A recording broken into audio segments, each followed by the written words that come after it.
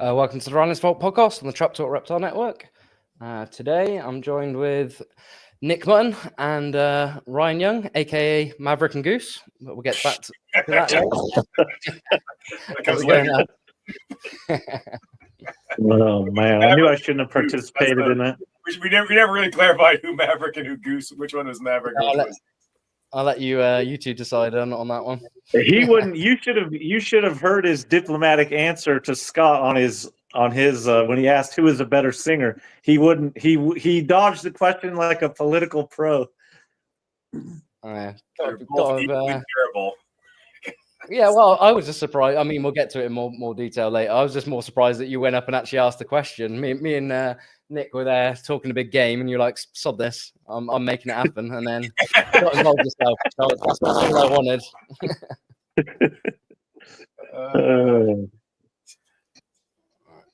Hi Dan, thanks for tuning in, mate. So we'll let a few more people join in, but maybe just start with. It's quite a long way for you guys to get to Indonesia. I don't think you could be any further away if you tried. Do you want to just tell people how long it took you to get over? Was it almost 3 days, wasn't it? Well, I mean, it depends if you're. I mean, if Jakarta was the goal, it was what 24 hours basically. Yeah, but then I think a lot of people they think oh, it's this long by air, but they don't factor in that flights don't run there's not multiple flights a day to Sarong, and depending on when you land in Jakarta, you're probably going to have to overnight, and you just end up with this dragging this out. So it would have taken us like 2.5 days to get to actual. It's like before we actually got to where we wanted to start herping. Yeah. So which way did you come through? Did you come through Japan or not? I can't remember. I think Brian came through Japan. We went through Taipei, Taiwan. Nice. Flight was good. Yeah, I mean as good as it can be, I guess. Well, your boys are balling. Nick's already thinking about the biscuit. That's the dumbest shit happens on planes and stuff. And I had laughed so fucking hard on that flight. There's this dude, a Taiwanese dude, and he's like, we're in a row of like 3 or 4 in the middle of the plane. There's a row on the aisle. This guy's on the aisle, and he's just kind of a pig. Like every time the flight attendants would go by and give you snacks, he'd like want a handful. Instead of here's a freaking thing of cookies, he wants 3 things of cookies. And then like they come back, it's like chicken or fish. I want both in Taiwanese. Like somehow like I got stuck with some like shitty meal. It was like fishy oatmeal or something at one point because it was all that was left because the asshole next to me had both options. And they're just like, okay. So I got stuck with the lesser of the options so he could have both. And he's just hoarding all this food. And then he kept talking to the people on the left, which were apparently his family. There was a couple kids and like an old lady. And he kept turning around his back to us for long periods of time. And he had this biscuit because, of course, he'd asked for extra biscuits because, of course, he did. I'm like, Ryan, I'll give you $10 if you steal that dude's biscuit. And we're debating this for a while. I was like, I'm not stealing his biscuit. I'm not stealing it. And like, eventually, Ryan literally steals this dude's biscuit. He turns around and Ryan just grabs it and like sticks it, hands it to me underneath the tray and everything. Like, oh shit, we actually did it. Like, just cracking up. And like, so while he's talking to his family, I'm just like pulling little bits of biscuit, just eating the evidence, just because this is just the funniest thing.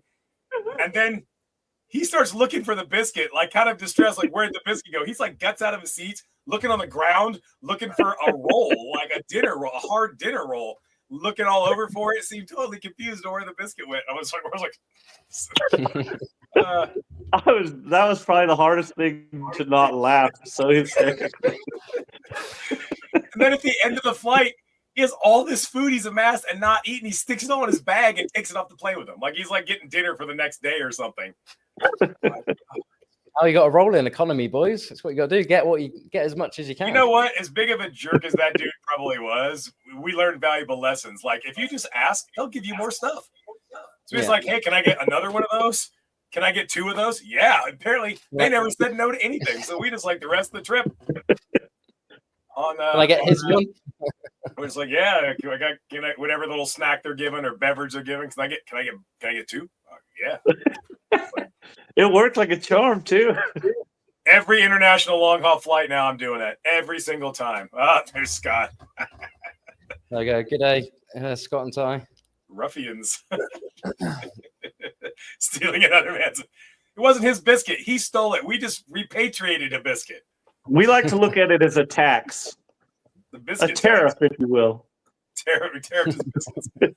Ridiculous. Like, I just couldn't believe this guy. And then at the end, he's like just stuffing all this stuff in his bag to leave. Like, I just wish I would have nabbed one of those waffles that he had. Yeah, apparently we nodded off, and they gave out these like crispy waffle snack things, and he had like he had his own. He brought those. They weren't from the airline. They were some kind of waffle of his own. Oh, because we had discussed stealing one of them because they were in the pocket up front. Like after the biscuit thing, I was like, "Wouldn't it be funny if you stole one of those too?" Like, oh. This is before the trip. You're over the Pacific Ocean. They can kick you off the plane. This is before the trip, before you were actually desperate for any food, which we'll get into in a bit. So the flight was pretty uneventful apart from that, which yeah, hilarious. You guys surprisingly got through the airport in Jakarta pretty quick. I was actually surprised because that can take a bit of time. And then we ended up going to Prestasi, the farm, obviously where I am. Got a few pictures. So for anyone listening to this on audio, I suggest for this podcast, you check out the YouTube version because there'll be lots of pictures of the trip and stuff like that. So when you first got to the farm, I think you had like half a day and you're pretty knackered. I don't think any of you sent me anything that I could use of what we actually found on the first night. I had a pretty terrible GoPro video from Nick of out of focus. Like all my pictures of that night were pretty terrible. Yeah, I didn't really like it was just cell phone stuff because I didn't grab the camera and I wasn't really expecting, I didn't know what to expect, so I wasn't prepared for finding stuff. Yeah, so I think we ticked off the easy stuff, which was the tokay geckos that obviously you find everywhere, which are a pretty cool one. And then we had a bit of a catastrophe going down a bit of a hill, which I can't believe Nick didn't hurt himself. We got some slippy concrete and a bit of a rubbish tip that we waded through to go and find some Aetilla and Dendrolaphus pictus, which is the bronzeback snake. So I was pretty glad we got those ticked off. We should have gone looking for a long-tailed grass lizard too. Oh, really? Yeah. Yeah, I saw like a real crappy photo of one of those in my hand. Yeah, they're pretty common throughout here. I think that was all we got. We could have just gone a little further and found a retic, maybe. Yeah, well, I was told that they don't occur around here. Now, apparently they do occur around here. We should have gone to the river, but I think we would have killed ourselves going down that hill because that little bit of a hill we had to go down was pretty savage. And to get down to that river, you got to go down some pretty steep terrain to get down there. But we might have got retic. Break an ankle just before you even get to where you're trying to go to. Watching you come down that hill, it literally looked like you were skiing coming down that bit of concrete. I was like one of us sliding. It felt like I was surfing, like I was just sliding and kind of like trying to keep my balance, and I just slid down. Very well done. But the next day we actually looked around the farm itself. Obviously, you guys were let's get that over there. Most interested in seeing the K Island scrubs that we got here. Absolutely. Which are pretty special. That's us with Bun, the owner.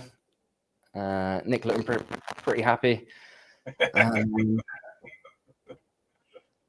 We did actually have a litter of Candoya, which was a pretty big litter. I can't remember what the number was, Nick. Like 23 or something crazy. I think it was more than that. It was in the 30s. No, it was like 30. It was like 34, 36 or something. Every time we kept looking, they were everywhere.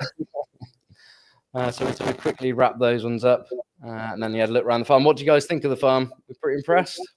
It was very impressive. I think like the idea of the farm-bred Indonesian reptile breeding farm thing, people have very differing ideas of what that is, and they don't really realize what we're talking about here. Is that this is the actual farm. Things actually get bred, and it's like I think. People think either gullibly that all Indo farms are legit and are actually breeding things, or that none of them are, but it's not really like that. It's this is the real deal where things actually get bred for real. And it's like it was impressive spread, especially if you're into tree monitors. I was about to say, we've got a few tree monitors here. Hundreds of just like rows and rows and rows of cages of tree monitors, and yeah. If you're a veranded person, it's like, just completely insane. Yeah, it's we've got a lot. I think we've probably got the biggest collection of monitors in the world. It's got to be up there. I can't believe. I don't think anybody has more monitors. I can't even fathom it. Like, it's the number of species, the number of individual animals. It was impressive. That's cool. So then we chilled out pretty much for the most of that day. Obviously, Bun come and had a chat with you guys. It was pretty cool to see him. He's pretty a private person, so it's always nice to get him and actually speak to him. And then we headed to Jakarta for some food around 4 or 5 o'clock, I think it was. Went out for some food, and then stupidly the flight to Sarong is at 1 a.m. the next day, which always messes things up a little bit. But we went and had a beer and had a taste of Indonesian karaoke in the distance, which planted a seed in my head, which we'll get to later. Oh man. But yeah, like I said, the flight's pretty short. It's like a 4-hour flight to Sarong. I've got a nice picture of you guys getting off the plane in Sarong. That's usually a pretty surreal experience. I remember my first time landing in Sarong. How did you guys feel about being in such a iconic location? It's hot and sticky mostly. Like, hot and sticky. That's like when you like. Yeah, it's pretty cool. When you do these, pretty wild. You kind of obsess about these animals, and you've kept them for 30 years with various species, and it's what you do and everything. And you think of all these, you hear these names all the time. Actually, it's a bit almost surreal. Like, holy shit, I'm literally actually standing on New Guinea right now. You're actually there, where all this stuff comes from, and it's something. It's like. It's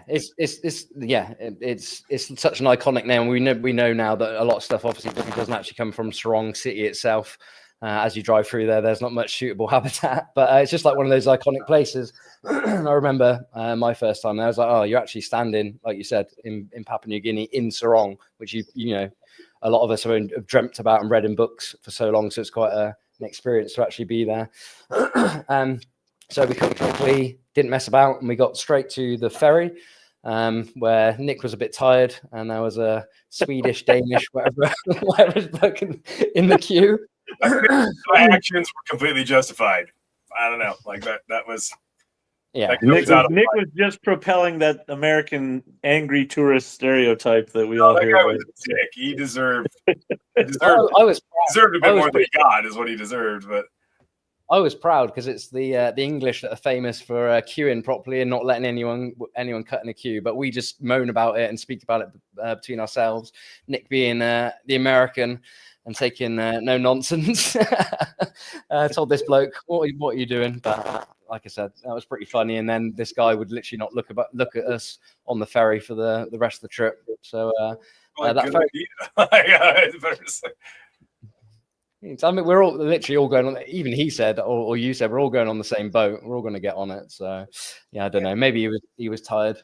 I was pretty tired at that point. It's pretty full on doing that 1 a.m. flight, getting there straight into it. Like, I mean, you kind of almost got to admire the amount of sack that took. I mean, it's like, because you're looking at like, these are the guys I want to cut right in front of them and stand there this whole time. These are the guys. Like, probably not. Like, it's like really like. Like, that was good. Well, at least it wasn't any altercations with any Papuans. It's like when you see like a little tiny dog, like a Chihuahua, just totally giving the business to a much bigger dog. Like they don't realize, like, you got a bigger dog can just eat you, right? Like, why are you fucking with that big dog? It's like it doesn't. This was the little Chihuahua man who had no. It's like, what are you doing? Like, why would you do that? Like, get in line. I don't know. I'd like to know what nationality he was. They were Dutch, I think. Dutch, was it? Okay. I think they were Dutch. That makes sense. Funny you said it on another podcast, Ryan, about feeling a bit edgy. I think you guys went to a stall where I had a bit of a smoke with a taxi guy to buy some food and drink and stuff. The Indonesian money comes in millions, pretty much. You get hundreds of thousands. Anything that's worth anything really, like $5 is about 100,000 IDR, and you were lugging, or I was lugging a lot of Nick stuff around with him, and then you were lugging a bit of money. But that's the only time you felt sort of on edge a little bit. Yeah, nobody ever made me feel uncomfortable. It was just, I remember we were at the ferry terminal and I wanted to buy a Sprite. And I realized that all my Indonesian money was all in this giant wad in my pocket. And to try to subtly grab just a little bit of it so you're not flashing some huge wad was, and I know it was just all in my head. It wasn't like they didn't do anything or make me feel any kind of way, but I just was very aware of, like, I've probably got more money in my pocket than, a lot of these people see in a long time. So probably shouldn't go around, spilling money everywhere and acting like an idiot.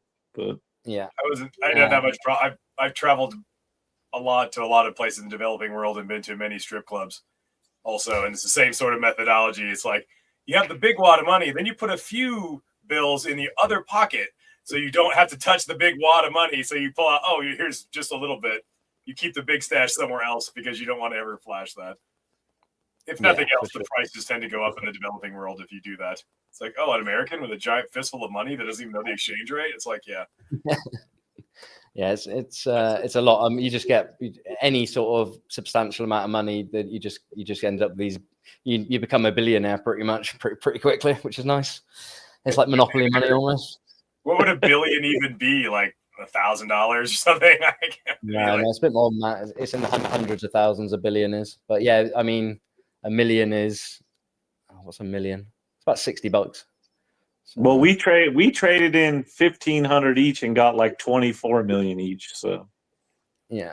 Well, that was something like you got to get used to exchange it wherever you go, and it's always different, the currency rates and everything. But at first, I'm thinking like, man, I got to pay these guys $100,000 just to go along, to tag along with us, to guide us. And like, it's like, well, I give you $100,000, and you realize it's like $6.50. Like, knock yourself out, dude. Yeah. It was so funny watching you change your tune, man.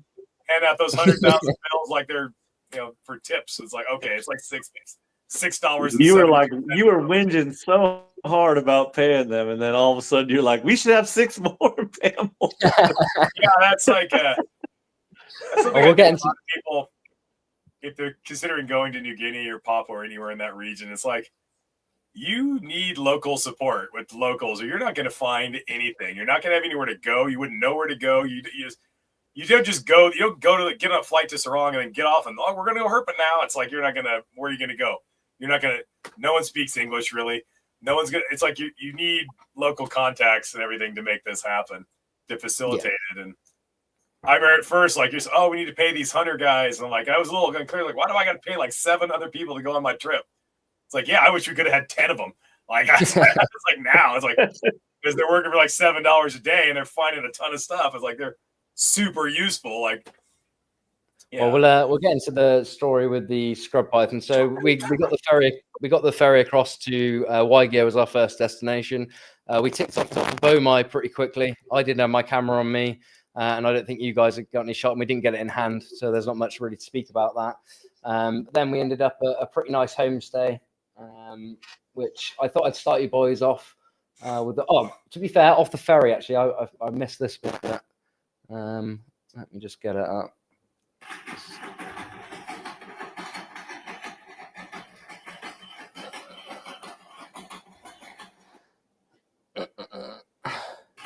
You guys got a proper Applin welcome as you come off the ferry there. Yeah, somebody important must have been on that ferry with us, because they were doing a whole thing. Yeah, that was another thing that was a bit jarring. We weren't expecting is when the ferry docks, wherever it docks, it gets boarded by what seemed to be pirates at first. Like, all the hatches on the outside like open from the outside, and a bunch of random Papuans are just invading the inside of the ferry. And they're all basically taxi drivers trying to drive you places, but it's still like, are we being boarded by pirates? Like, what is going on right now? Like, it's yeah. I did warn you guys. It happens literally every single time, and as long as you know what to say to them, they just leave you alone. So obviously, I've done multiple trips now and speak a bit of Indonesian. But yeah, I remember the first time that happened to me, I was like, oh my god, everything about that boy that you hear is coming true. We're all gonna get we're all going to get kidnapped. So yeah, they're pretty full on. This literally before you're even allowed off, they're straight on the boat trying to help you with your bags and get you a taxi somewhere. You hear all these things about Papua and various places, and you have a little bit of anxiety because it's not the safest place you could travel. But it was at no point did I feel unsafe. If I was going to get injured or hurt, something bad was going to happen to me, it was because I was going to fall and hurt myself. I was going to get injured physically. I never really got any, I never really felt threatened by any of the people or anything. Everybody was friendly, and it was that was not nearly, that was not really an issue. Yeah, it's one of them places for 99.9% of the time, it's absolutely fine. It seems that if you go on a trip with Bungie or Peter Falsham, the boat might sink, which is a big risk in Papua. Everywhere you got to get to, you've got to get there by boat. I never want to be on a boat with a Bungie because everyone he goes on seems to sink or nearly sink. And then, like I said, if there's a bit of political unrest or something going on, it can all change on a dime. So it is one of them places that I always warn people, maybe travel around a little bit more of Indonesia before you go to Papua, just to get used to the culture and stuff. But yeah, for the most part, it's absolutely safe and absolutely fine. And there's a lot of tourists going there now, but it is with that caveat of it can change. I mean, again, on Peter and Michael Cole and Bun's trip, I think on the way back they had to get a police escort into the airport because the airport had been smashed up for whatever reason. So yeah, but for the most part, in the Indonesian side of Papua seems pretty safe. Yeah, I think a lot of people, Americans, maybe some Europeans seem to be a little bit better traveled than Americans on average, it seems, but I think most people are like American reptile people. They don't realize like just how little infrastructure there is. Like when you go to some of these islands, there are no roads. Not only are there no cars, there are not even any roads. There is no infrastructure at all. You get in a boat and then you go to just jam it on the beach somewhere on some other part of an island where there is also no roads. I mean, it's like maybe there's some old goat trail or something, but there's nothing like at all. Yeah. Like, yes, especially Batanta. I don't think there's any roads on Batanta at all. There's a few obviously in Waiga. And it's a big island. It's like, I think you can't just show up. Like if you just showed up, if you went to Sarong and you just showed up to go herping, where would you go?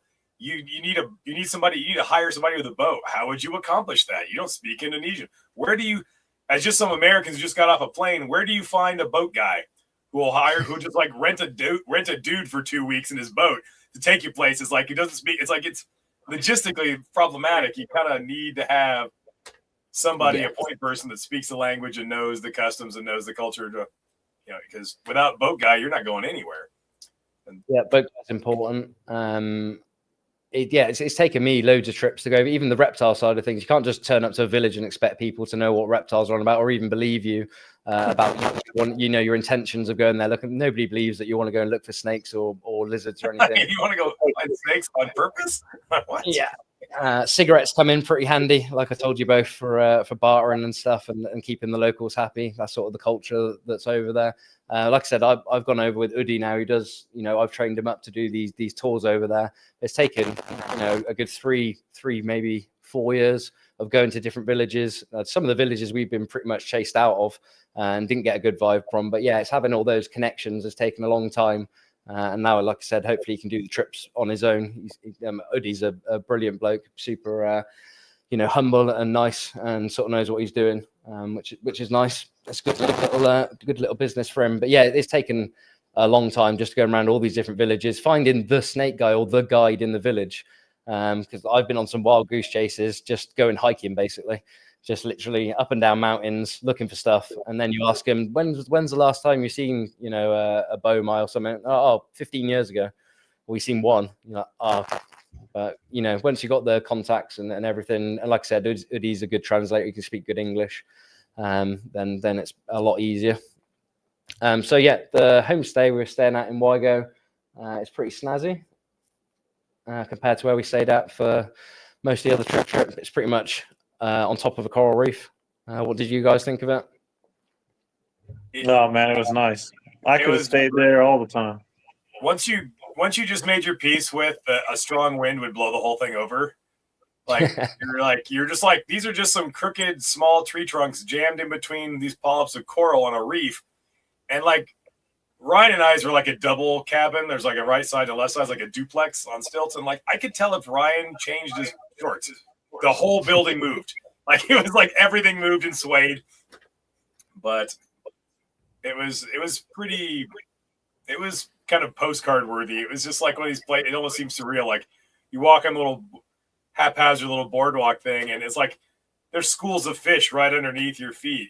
I saw cuttlefish and just all the sharks. It's all just right below you. You can go snorkeling below the place you're staying at, and sit in a little hammock and you watch, and pods of dolphins will just go by all the time and stuff. It's a perfect place to relax in your downtime between your morning and your evening herping adventures. An actual bed, some food. What was your experience of the food pretty early? I mean, I did tell you to buy as many biscuits as possible, and you were looking at me with that trolley. So before we actually headed there, obviously we had to go get supplies. We got those in Waigeo, and I was filling up on biscuits and every bit of junk food we can find.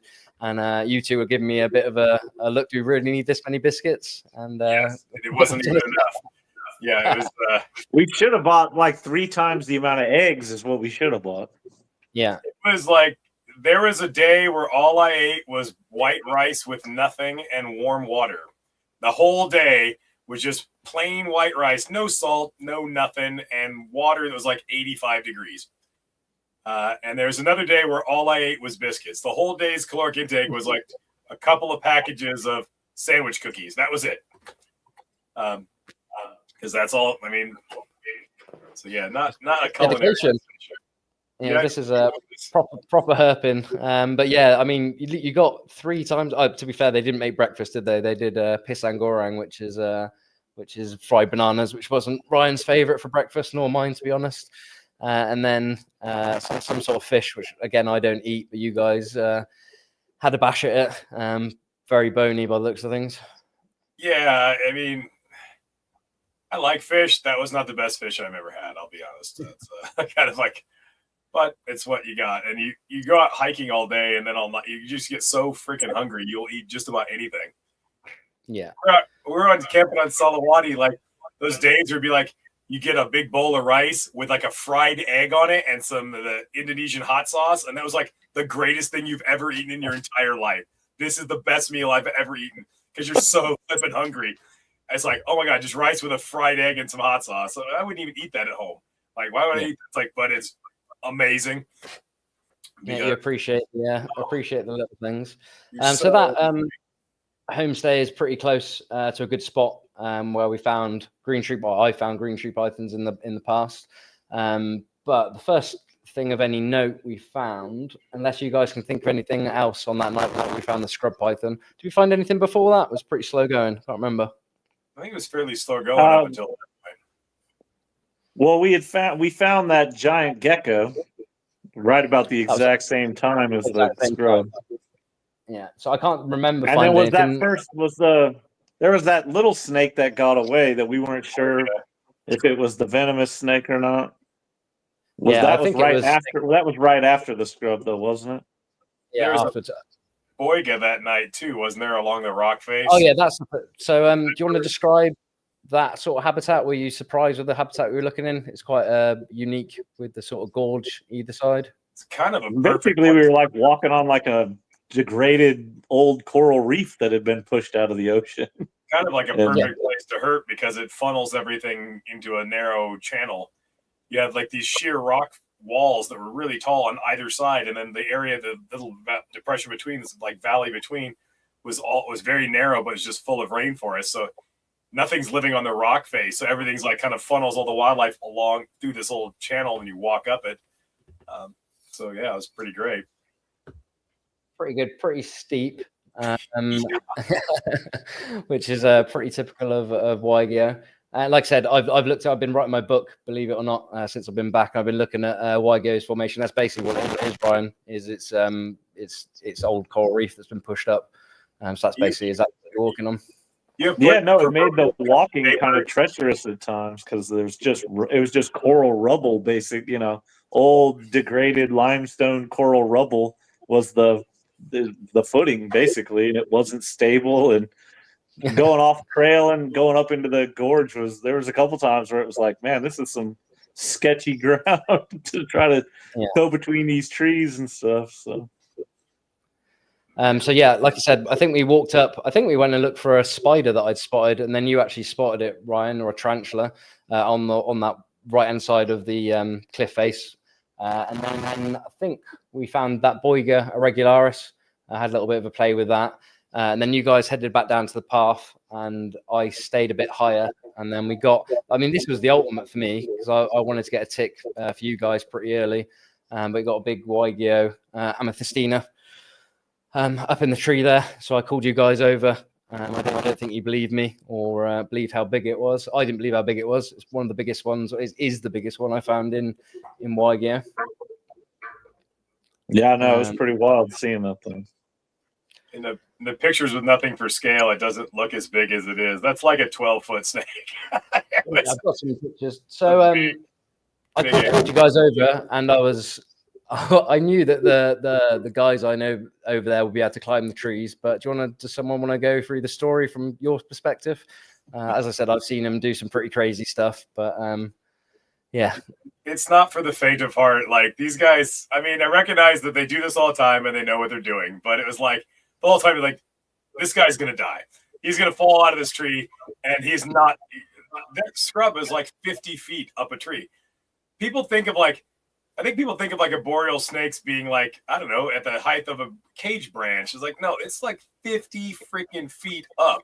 That is zoomed in. That is way, way, way up there. Yeah. Get that down. Like, these guys will just shimmy up the tree next to it. There's always another tree, a smaller tree next to it that's easier to climb.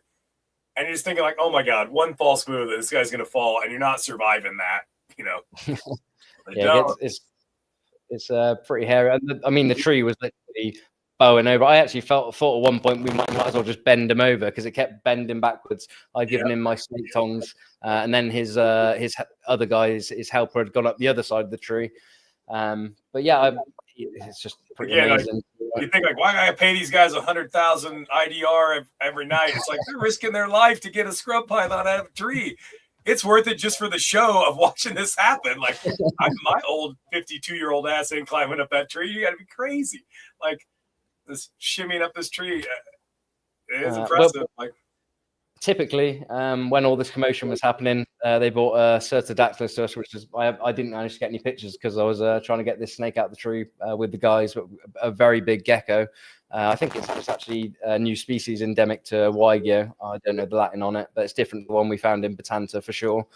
That's a pretty impressive gecko, but like what often happens, and we'll speak about later with my find compared to your find on our last night, too many things happened at once. But so the gecko had a few snaps taken of it, I think, and then was forgotten about. The guys did manage to get it down, which is obviously amazing.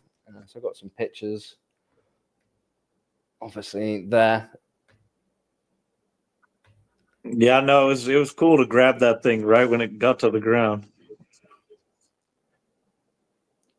And that gives you a bit of a size, but it was a good 12 foot, maybe more. Probably. I mean, it's like 12 foot, but it's like built like they're supposed to be, long, lean, and muscular, not all fat. It's like it's a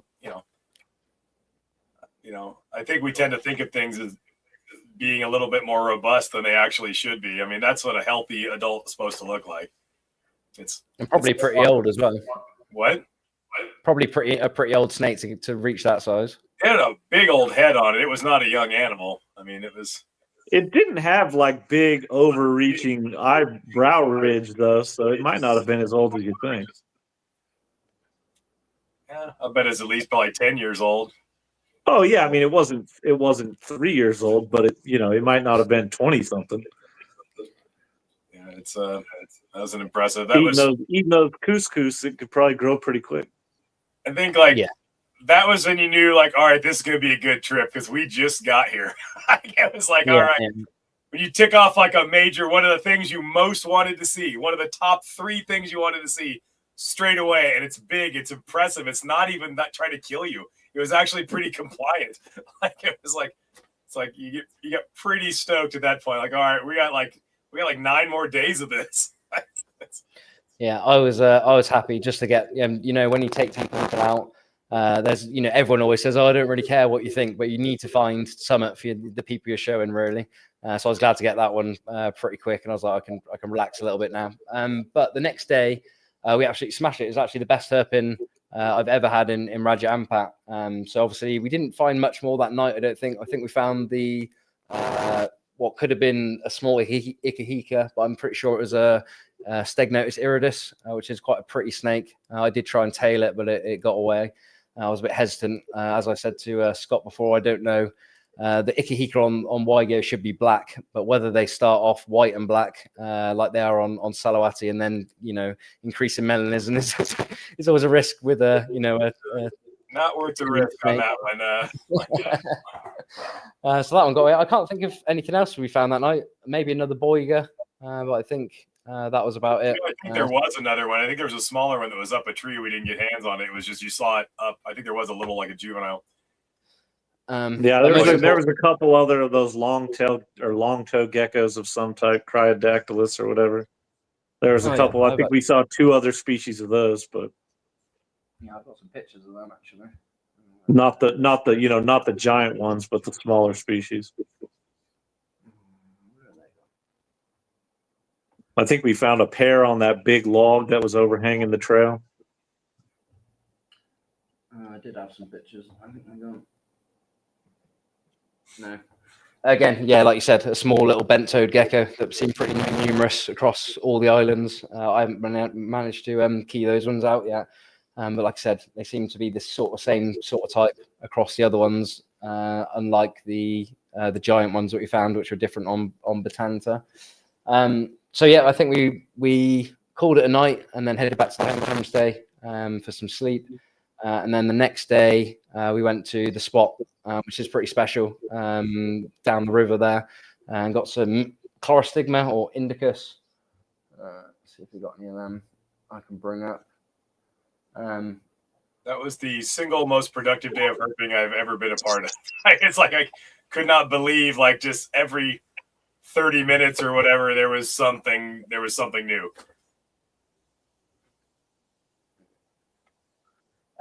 Yeah, I can't find the pictures of those of them. Yeah, it was pretty good. Like, I think we've seen, I can't remember, lost count of how many mangrove monitors we saw on the way in, which is always a good sign, actually. If you get the mangroves and then they're, you know, basking on the way in, it's usually a pretty good gate. But I've never had a day as good as what we had there. I can't remember what order we found the stuff in. So it's basically some mangroves on the way in, and then you get into some sort of primary forest, and there's a nice path that follows a river. I mean, that habitat there is almost perfect for finding stuff. Any ideas what we found first down there? Can't remember. It was the Bomai was first. Yeah, the Bomai down there. Yeah. Yeah, we saw it. Couldn't get it, and then we kept. Well, it was not that long after that. Well, then we saw that while we were trying to get better angles to see the Bomai, we saw that green agamid that was sitting right next to the tree. Yeah. That we kind of just overlooked, but realized we should have got it and in hand and taken pictures of it. Yeah, it's one of these. Oh, I think we found this one at night on a different night, but it's Hypnosaurus auratus. But it was a nicer one than that. That's just a little female one. Yeah, so we saw that, and then it was we were messing around with that, and we started heading down the trail further, and then the guy we were with came back with the Dorianus. Oh, that was the same time. I think Udi had spotted the Candoya first, the Asper, which I've never found. Literally, in the middle of the day, middle of a muddy trail, not even, that's as it was just sitting on the ground. Not even trying to get under a leaf or nothing. You damn near stepped on it, just sitting there. It was literally on the path. Yeah, Udi. Yeah, Udi's obviously scared that any snake is venomous, so he literally stood by it and Typical Candoya, it didn't really do much, but No. amazing spot. It'd be so easy just to, I mean, if it wasn't on the path, we wouldn't have spotted, he wouldn't have spotted it, I wouldn't have thought. No. I wonder how many hundreds of those we walked by in all that leaf litter of traipsing around in the jungle. Yeah, I mean, Yeah, so many. I mean, you can see how an animal like that could be pretty numerous with the amount of like little skinks and stuff in the leaf litter. And I mean, a small terrestrial lizard eater's got plenty of food. And that's pretty much in situ, apart from that leaf was on top of it, wasn't it? I think we moved the leaf over. Yeah, there was like 2 leaves partially on top of it, but yeah, but it literally just sat there. And then we did grab it and get some wanker shots, and then we literally let it go. And then on the way back, I think it was literally right where we left it, just moved over maybe 2 feet. Still just sitting there. Yeah, that was the Dorianus after that. I was gonna say, well, that all was going on. Our guides had gone a bit further up, and they were obviously having a whale of a time because they got a real nice Dorianus. I'd never found one that small there. Like I said, I don't know where he actually found it, but obviously beautiful and great to get one in hand. Well, and while we were messing with that was when he got the sail fin, right? Like to say, they were just on fire because it was one thing for like half an hour. It was one thing after another. So yeah, I finished taking some shots of this Dorianus. It was very well behaved, considering how wriggly they can be. It did sit on the tree for some shots, and then, like I said, I think we walked maybe around the corner, not very far at all, and then he found a proper Hydrosaurus, which is likely to be a new species. Apparently, they're going to be ambinensis, but I don't think they are. So very impressive lizard. I mean, it's basically a dinosaur. You can't imagine that you have the same species on Ambon as you're going to have on Waigeo. That's just too. There's strong currents that separate these. There's just no. This is a different lizard. Yeah, I didn't even know to have those on my wish list to see. I didn't think they were over there. No. I'd found them before, but only juvenile ones, little baby ones. You can't really distinguish them because they all pretty much look the same, and they're definitely not that impressive. Again, we don't know where he found it. Obviously, he must have been in the river somewhere or basked up by the river. But yeah, it was just insane amount of species in what, half an hour, probably less than that, 20 minutes, and pretty good day all around. Well, you could tell he was pretty excited to have it too. The guy that caught it was like. You could tell he didn't see that many big ones. No, I've never seen one that big. It had a regenerated tail that had broken off so high that if you look at the tail crest, the back bit of the tail crest is even gone. Yeah. The tail crest stops abruptly because it broke its tail off and lost part of its tail crest. So everything from that break is all regenerated tail.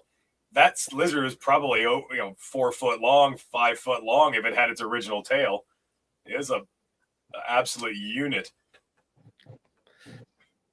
And then, as herping often goes, it all slowed down after that.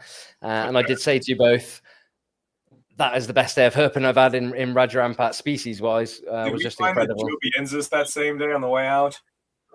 No, it was another mangrove going up the tree. Yeah. There's quite a few of them there. We thought we thought it was another bow. We were hoping it was another bowmai, but it was. Yeah. After zooming in with cell phones and stuff, we determined it was. That's right, because that was the one that Udi spotted, and you guys were arguing about it. He's like, yeah, yeah, it was just another chlorostigma in some pretty rubbish habitat in the middle of a massive opening, cooking itself, which sort of made sense for it to be an indicus because they do like cooking themselves a lot. They get to a lot higher temperatures than the tree monitor as well. So yeah, that was a long walk back because you got to walk along that river, and then I guess in that night we must have had some food and gone looking for green tree pythons again. Ryan's favorite, as apparently not. Well, that night was the night we went back to the village and we got in the car. Okay. That was our first road cruise night where we turned up the white lip. Okay. And like, everybody that's field herp knows how to road cruise and stuff and is familiar with it. But the funniest thing is if you're in a place where people just don't do that, trying to explain to somebody who has a car, like a cab driver or something, that you want to pay them to drive you around to look for snakes on purpose in the road. It just doesn't ever compute. Like, what? Like, what are you doing? Like, why would you do that? Like, it doesn't seem, they don't never quite get the, there's always besides finding the white lip that night, the best part of that night was when that local guy was going to stop us because he thought we were trying to catch tawny frogmouths. And then he saw the white people in the back, and he was like, "Ah, fuck, go ahead." So I don't think we actually got a picture. I didn't get a picture of the rig, but it was basically a small pickup truck. There was pretty much a perfect herping mobile for us. There was a bit like I said, there was a bit of a language barrier between slow and fast. He seemed to go pretty fast through some good habitat, and then pretty slow where we didn't need him to. It's always drizzling rain, and you're standing up in the back, grabbing the roll bar, holding on for dear life, going up steep hills and down, and speeding up and slowing down. You're just trying to not get hit with your head with tree branches and stuff. But it worked because I figured the best way we would find a white lip would be road cruising. And indeed it was. Indeed. Yeah, honestly, at the end of that night, after the night before and that day, I thought if we find nothing else, I'm good. We've had a great trip. Some very revealing pictures. So this is the white lip that we found posed, obviously, in the river. So that was pretty special. I'd never actually found any D'Alberts over there. So obviously the road cruising is a method of finding them. They obviously do turn up by looking, but yeah, a few of the locals have told us actually before we went out, they often see pythons like the road. We were hoping for obviously a Papuan python, but I think they're a bit rarer, but just as stoked to see these. And then I did give you guys a bit of peer pressure about getting some proper photos. So we had some dedicated herping. That's Ryan in his underwear. Like literally, you guys just don't know. I was just looking for an excuse to take my clothes off. This is like literally like, all right, shorts off, it's underwear time. Taking pictures in a river in Waigeo in your underwear, taking pictures of a python. To answer Lisa's question, it was literally in really spiky grass on the side of a road. There was no real habitat around there. It was near the airport, I thought, wasn't it? Yeah, there was a river down on the other side of that fence. Yeah, or there was a big body of water that had the crocodile eye shine was down there. Yeah, you're right. But yeah, it was. And then there was rain, and then there was proper forest on the other side of the road where it was headed. So Lisa just asked if there was any in situ shots of the white lip, and I have a few, kind of, but it had come out on the road just like a little bit, like a foot of its head and neck were on the road, and then it kind of pulled back onto the edge of the road into the vegetation. So I've got some pictures of it in that. Yeah, I think I've got some on here. That might be just showing on my phone. The reality is those posed photos are its habitat, where the road is a disturbed habitat and the snake was just passing through. It's not like it lives on the road. No. You can't really glean much from it. This is literally how we found it. Yeah. So but just 6 feet away from that is that fence, and then the forest started down that hill with the water. And then on the other side of the road, the hillside went up and the forest started again. So, we found it in a disturbed section where the road was, but the photos we took of it, I mean, that's the habitat, Yeah, that's where it was now. Yeah. Very good, dedicated herpers. I was impressed at this point. I thought we're on for all the shots we can get. Right. Oh, yeah. It was a pain. It was a pain. I nearly gave up with it to actually get it to sit on that log for even 2 seconds. It got into swim mode, or as Ryan said, it just wanted to swim away. Like people perusing like Facebook or whatever corners of the internet, you see, frankly, a lot of really amazing herp photography. You see just some masterful pictures, and you don't. What you don't see is how long it took to get that perfect image. And sometimes it's a long time. You get some of these very uncooperative animals that will not sit still and will just, it's like, I mucking around with that stuff, especially on this trip. I have a greater respect for herp photographers now when you see those really amazing shots, because you have some insight into just how long they probably might have sitting there for an hour and a half messing with a stupid snake to get to sit still on this log or whatever to get that perfect shot composed and everything. So, the conflict with it is in the back of your mind. You're thinking, while I'm doing this, I'm not seeing other things, you know, because I'm not herping anymore to try to get these photographs. Yeah, I mean, it took to get that a good white lip picture in that river. I think probably would have found something else in an hour of messing with it.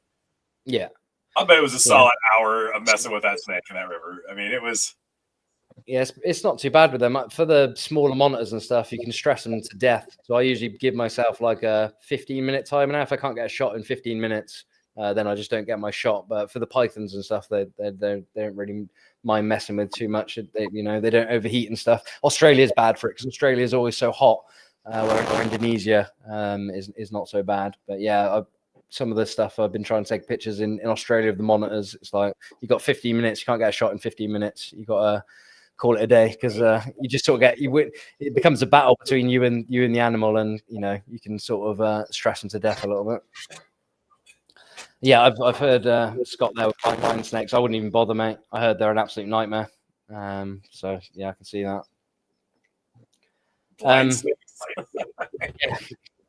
You would think they would be easier. Why would they be hard? Like I think they just hide their heads all the time and they're wriggly and all sorts. Just uncooperative. I mean, I'm sure it's pretty hard to get a decent shot of a blind snake. It's not like you're going to get a big wide angle shot of a blind snake. So you probably want to do some macro stuff with it, which I just wouldn't bother. there's like a conflict. Sometimes, like if you get too much into the photography, I found it can take away from the herping, but then you want the photography to remind you of the herping. It's like a battle all the time. That's why I said. That was a huge conflict because you're at a certain point. I liked a lot of the parrot stuff, and I was for a while. You're sitting there going, I want to try to get a photo, and then it dawns on you that you're trying so hard to get a photo that you're not really living in the moment and enjoying what's actually happening. And so I finally was just like, to hell with it. I'm just gonna sit here and watch and listen, and I'm not worried about the photo. I learned that having children has taught me that lesson, and I've applied it to herping now too. It's like you go to you have kids and you go to your school events or whatever, recitals, what have you. And it's just nothing but parents holding up phones and iPads, recording things. They're so obsessed with documenting the moment in a video that they're never going to watch that they literally don't actually experience the moment as it happens. So they never actually lived that moment. They were so obsessed with recording it that they didn't actually experience it. And so there is that balance. It's like same with gigs and everything. Go to concerts these days. Nobody's actually listened to the music. Or fireworks is the stupidest one. People taking videos of fireworks that they're never going to watch again. No, it's like crazy. You got to live in it. But yeah, it's difficult for stuff like anything I found for that's a lifer. So if it's like a first of anything, then I think you got to get the shots then. But like I was speaking on Scott's podcast, there's a dwarf monitor called a bush eye. And I probably wouldn't even bother, even if I was going through the habitat, I probably wouldn't even bother to go and look at them. And I definitely wouldn't take a picture. I might go and have a look. But yeah, once you've got that shot, I think it become a bit more relaxed when you find another one after that. Yeah, I don't know. It's so that night we found the white lip, and then I don't know if we were there for another day or did we head to Batanta after that? I can't remember what we did. We headed to Panta. Yeah, we stayed. We were there for another day because that's why we got the photos of the white lip. Okay. Oh yeah, and that was pretty uneventful. Again, like herping. Yeah, that day was just a few. I think we saw a couple of indicus out on the mangroves, and that was. I'm pretty sure that was about it. Yeah, it's just been the right time. I mean, there's such a element of luck with all this. A day before in exactly the same habitat, we turned up, 10 different species, and then the next day, like you said, one, and we were lucky to have the white lip to photograph to sort of buffer out the day a little bit. So Could we do that and then stay another night looking for green tree pythons? So a recurring theme throughout all of this was getting a green tree python for Ryan, which he doesn't even like green tree pythons, it turns out. I don't think, man, that seems to be the biggest misunderstood thing of this whole. I made a comment that I think if you're not a field herper, you don't understand that sometimes, you know, you kind of make these lists in your head of things you'd like to see. And, you know, I mean, reality is you're rarely going to see it all. And so you start the percentages. And after that first day and a half, 2 days, and it was like, man, I've kind of checked off already half of the stuff I really wanted to see. You have to kind of just be okay with like, well, it could all go to shit from here. And you're still, you know, I had an amazing trip already. Yeah. And, and then the biggest thing was I feel like with the green python, that is probably something you could go to Raja Ampat without a lot of local support. You know, and you could probably put in the effort and turn one up, you know, with the right amount of effort. But the tree monitors and seeing that kind of stuff, and I just thought to myself before we even went, because if you recall when we were setting up the trip, you were like, well, we could go to Missoul and you're almost going to trip over a green python. And I made the choice. I would rather go to where there's more stuff and more monitor diversity. And so I made the call like that. I would, you know, the opportunity to be there to see the tree monitors and that diversity of tree monitors and be with people that knew how to catch those tree monitors, that far outweighed, you know, I really wanted to see a chondro, and it was like 1A and 1B, but to be able to see the 3 different tree monitors, you know, I just thought I'm probably never going to be in this opportunity again in my life where I felt like I would be somewhere where there'd be chondros again. So that was the only reason I put them slightly ahead of the chondro. I hate them too, Ryan. Don't worry. But as you know, I wanted to see one. It wasn't like I was sitting there going, fuck the chondro. I wanted to see one. I was, you know. No, like you said, that is probably the one thing you could go there and just, you know, if you knew, you know, where people have found them, you went on iNaturalist or something like that, it's something you don't need any help for. You just need to walk a trail backwards and forwards, and you're going to turn eventually. Annoyingly, when people want to find them, myself included, they never turn up. It's just odds on tour, really. And then you probably go back there now, and we'd find 5 on one night. It's one of them herping. Oh, now that we found the first one, you probably trip over the damn things. It's getting the first one's always the hardest. First one. Yeah, in Missoul, I got bored of them actually bringing me. They were bringing me juvenile ones and all sorts, and I was like, because they wanted a bit of money from each time. I was like, having to stop them. I was like, you know, for the first 5, it was okay, and now you're like bringing me them all the time. It's like, okay, we're good, and you stop sort of finding them. You want to look for something else. So I started you off with a bit of luxury to get you over your jet lag and stuff with beds and stuff, and then we went into. Obviously, Amdui to pick up the lads that I've been going over there. Some good friends over there. Had a bit of a chat in the village with some of the guys there. They obviously like to see Boule, which is white people turning up in the village. And I've been going there for quite a few years, so I know quite a few people in the village. They did have a present for you, actually, didn't they? One of the Callis, I think he come up to you with a Batanta scrub python. Yeah, little juvenile, real tiny scrubby. Yeah, that's not bigger than a hatchling, really. I mean, yeah, that thing couldn't have been more than 6 months old tops. Just not a scale out of place.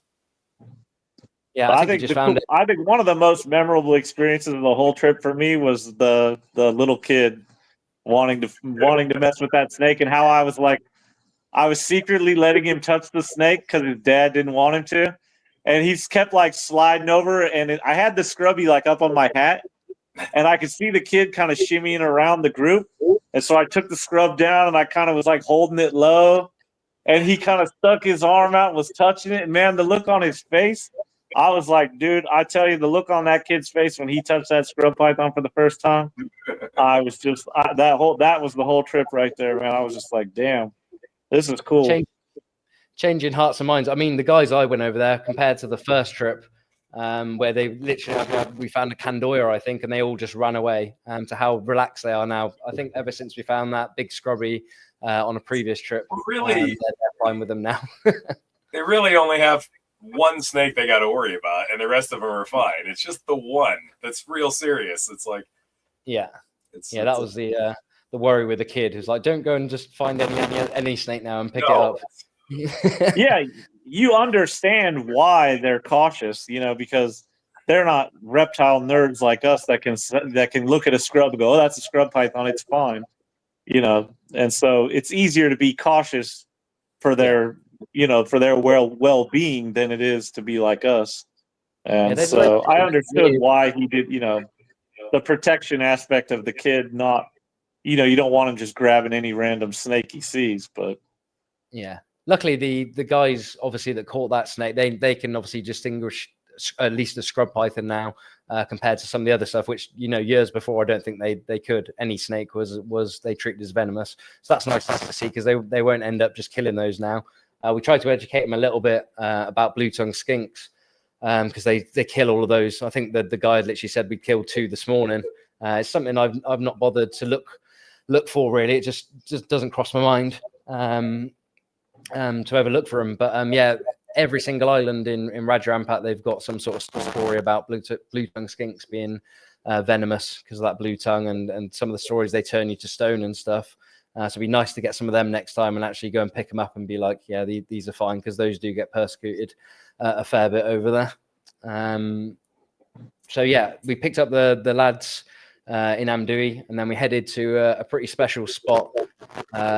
One of Edward, one of the hunters over there, he's got his own private bit of land that sort of nobody else is allowed to hunt on, and he's sort of got a nice little setup there with his garden and a bit of a shack. So yeah, it's always super privileged to get in there. We couldn't get straight in there because there was a log going across the river, so we had a bit of a hike. We had to go a bit further back and sort of hike through with all of our stuff. Me and Ryan got, I think you got even more than me.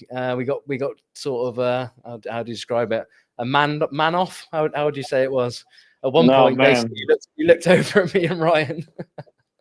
Schlepping all of your gear and trying to carry that scrub python was more than I had bargained for, but we got there. Yeah, I think he looked at me or Ryan, at one of us at one point, and just took all of our stuff and left us with some really light stuff, which happened throughout the trip. I don't know, how would you describe that? Showing their manhood, we were definitely Western. They're proper men. Oh yeah, no, they're like, you. Like with Edward, it's like, dude, you win. Like, it's not a contest. Like, you're the manliest dude I've ever met ever. It's not, no one's trying to dethrone you, man. It's like a 130-pound guy with 0.01% body fat, like just like the most. Yeah, it's funny. Yeah. So, okay. Like, yeah. I saw him and I was like, that's how we're supposed to be. Like they're, it's like that's a natural man, not with real man strength. So yeah, no, it's crazy. Like just like still doing hunter-gatherer shit. So. Yeah, and going around barefoot for a lot of the time. Do you know what I'm saying? We were talking about their feet, how their feet are actually almost prehensile and look like proper feet, where ours are all messed up. Growing up our whole lives with our toes bound together in a shoe and they're not splayed out at all. Yeah.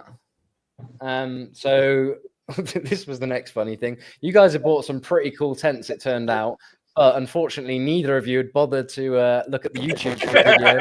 And I was going, there's got to be some instructions in these tents, these super high-end tents, and then it was like a little picture of literally the tent set up, and then I think 3 instructions to go with it, which was pretty funny. For maybe 20 minutes, we were trying all sorts of knots and stuff to get these tents. It was so simple, like you feel like an idiot for not realizing that the strap itself had like little pockets in it to hook into it. So it's like it was so simple that like. Yeah, I was trying to go back to my scouting days of trying to find some sort of slip knot or something. I was like, there's got to be some special knot that they tell you on the YouTube video you guys didn't watch that must make this worth. But no, literally just holes in the ratchet strap. So you guys got those set up pretty sweet, and like I said, I was pretty jealous to be for you guys to be off the floor, which is always nice. Well, it's a really good thing we brought the extra air mattresses because yours was bad. You'd have had a real rough time.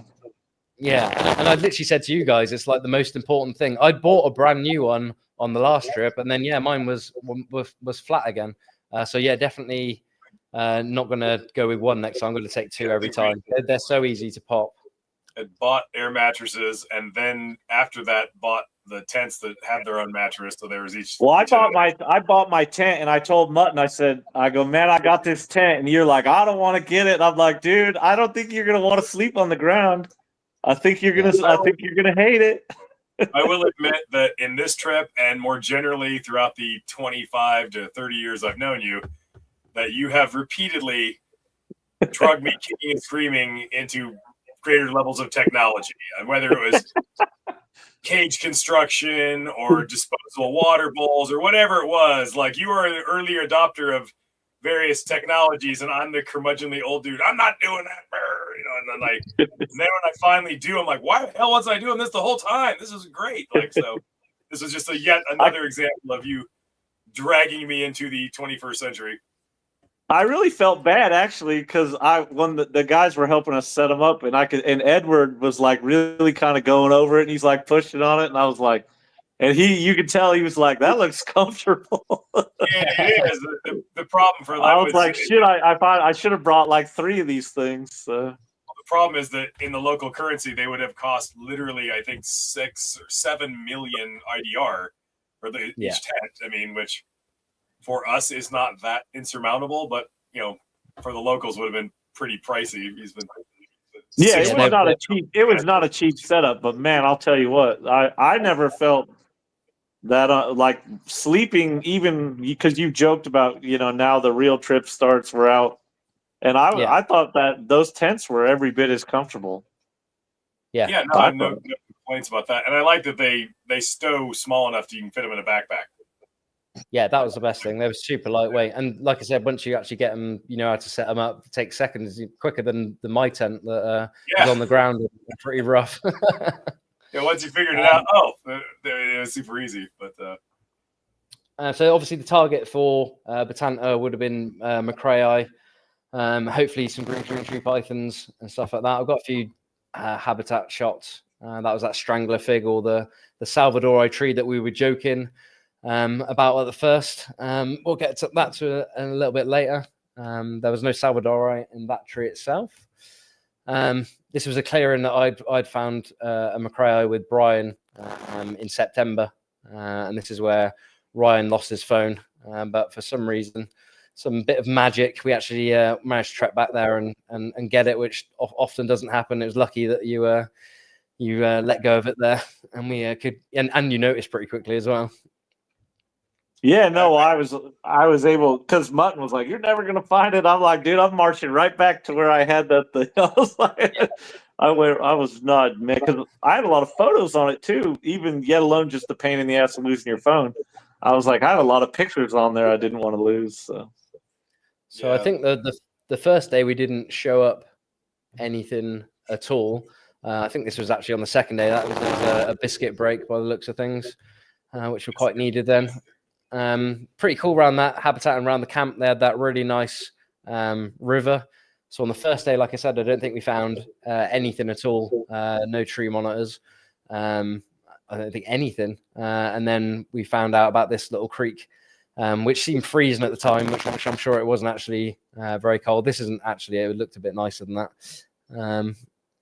And then we had a bit of a bath in there. You guys in the jungle. Yeah, where you really get made fun of for being white. Edward taking his boule photos. Yeah, doing the arm color comparison. After a long day of herping on that first day, not finding anything, we went down to that river and just showed how white we were, and they took their photo opportunities of us, which is always nice. It's always endearing when they want a photo with the boule. We don't quite know where those photos are going to end up. Maybe only Applin somewhere.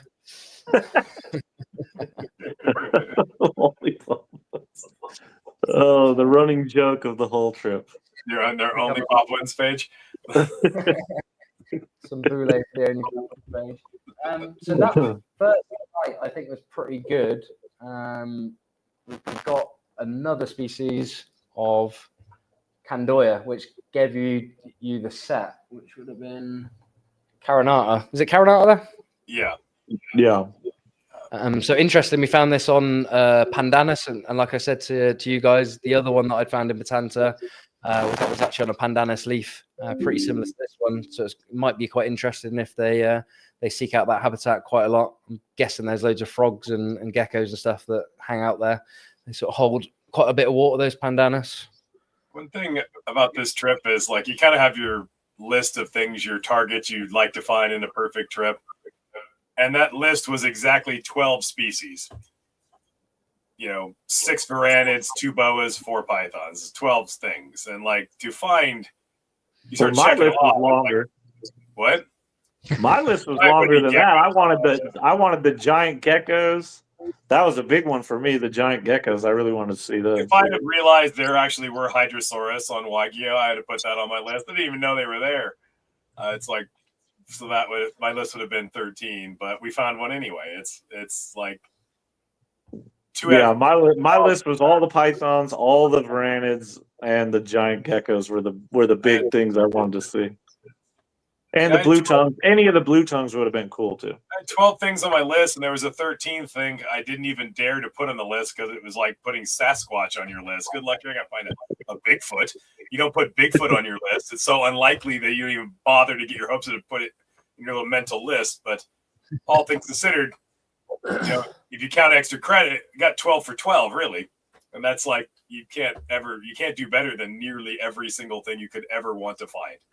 So that was that Circulac list. I think that night I'm getting the nights mixed up. I can't remember how many nights you actually stayed in Batanta. We definitely didn't find anything on the first day. This might have been the second night then. Was this after the Macrae? We found there a little bit later in the day than we wanted to, so we weren't able to go look for monitors in the day on the day we got there. But we did. We were there for 3. We were basically 2 nights and 3 days, or 2 half days, 1 full day, and 2 nights. Yeah. Right. And we got the Candoya the first night. We saw that tree kangaroo the first night. Yeah. And then it was the second night that you guys had gone off one way, and I went off with Edward, and we found the 2 giant geckos. We found another snake, but I wasn't sure what it was, and they were expecting me to know what it was, and so I didn't mess with it because I was like, well, shit. Yeah, it turned out I could have, but I was just like, I don't know this stuff well enough out here to know.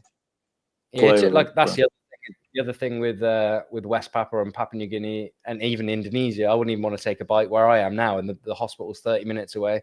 It's just so remote. So yeah, if you don't really know 100% or you haven't got your wits about you, it's just best to leave off. There's loads of weird steg noticey things that I still can't key out. I think you put a post up, Nick, and it's like people that are in the know, Scott and Ben and that are arguing over, not arguing, discussing what it could be. So it's like best there's keep a couple of different species of Stegonotus like that are right there. It's like it could be one of a couple possibilities, but yeah.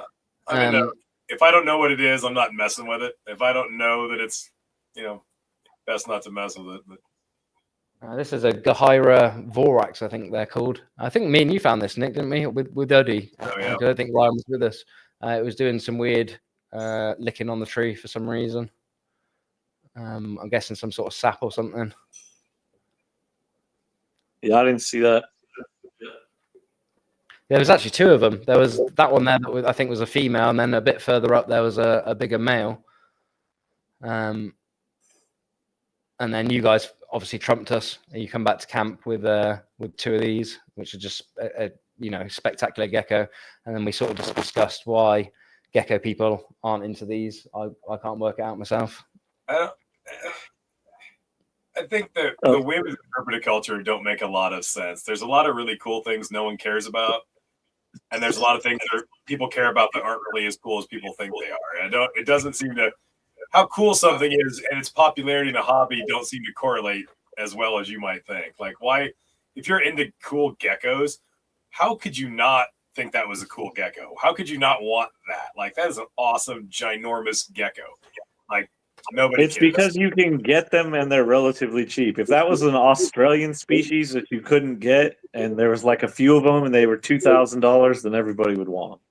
It's the age old, is it expensive because it's cool or cool because it's expensive? And most people just want, it's cool because it's expensive, wins the day way too often. There's a lot of things that are expensive that aren't very cool, and a lot of things that are really cool that are cheap, but people overlook them because, you know, why bother? It's cheap.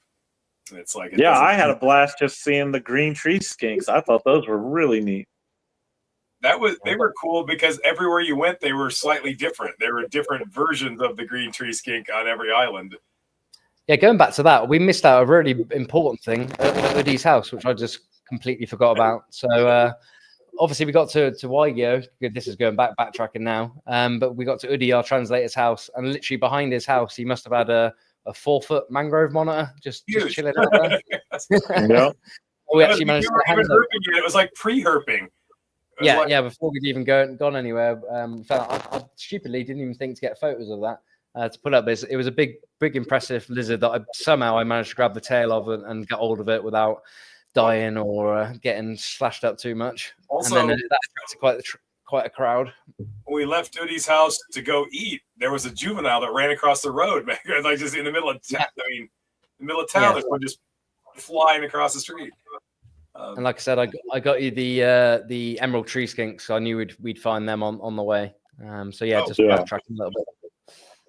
But yeah, they, like I said, they were pretty cool. They sort of changed from island to island, those skinks. So I think that was pretty much it for that night in Batanta. Obviously, yeah. It was the next morning in Batanta that things popped off. Yeah, because we were getting ready to leave. We were all packed up, getting ready to leave.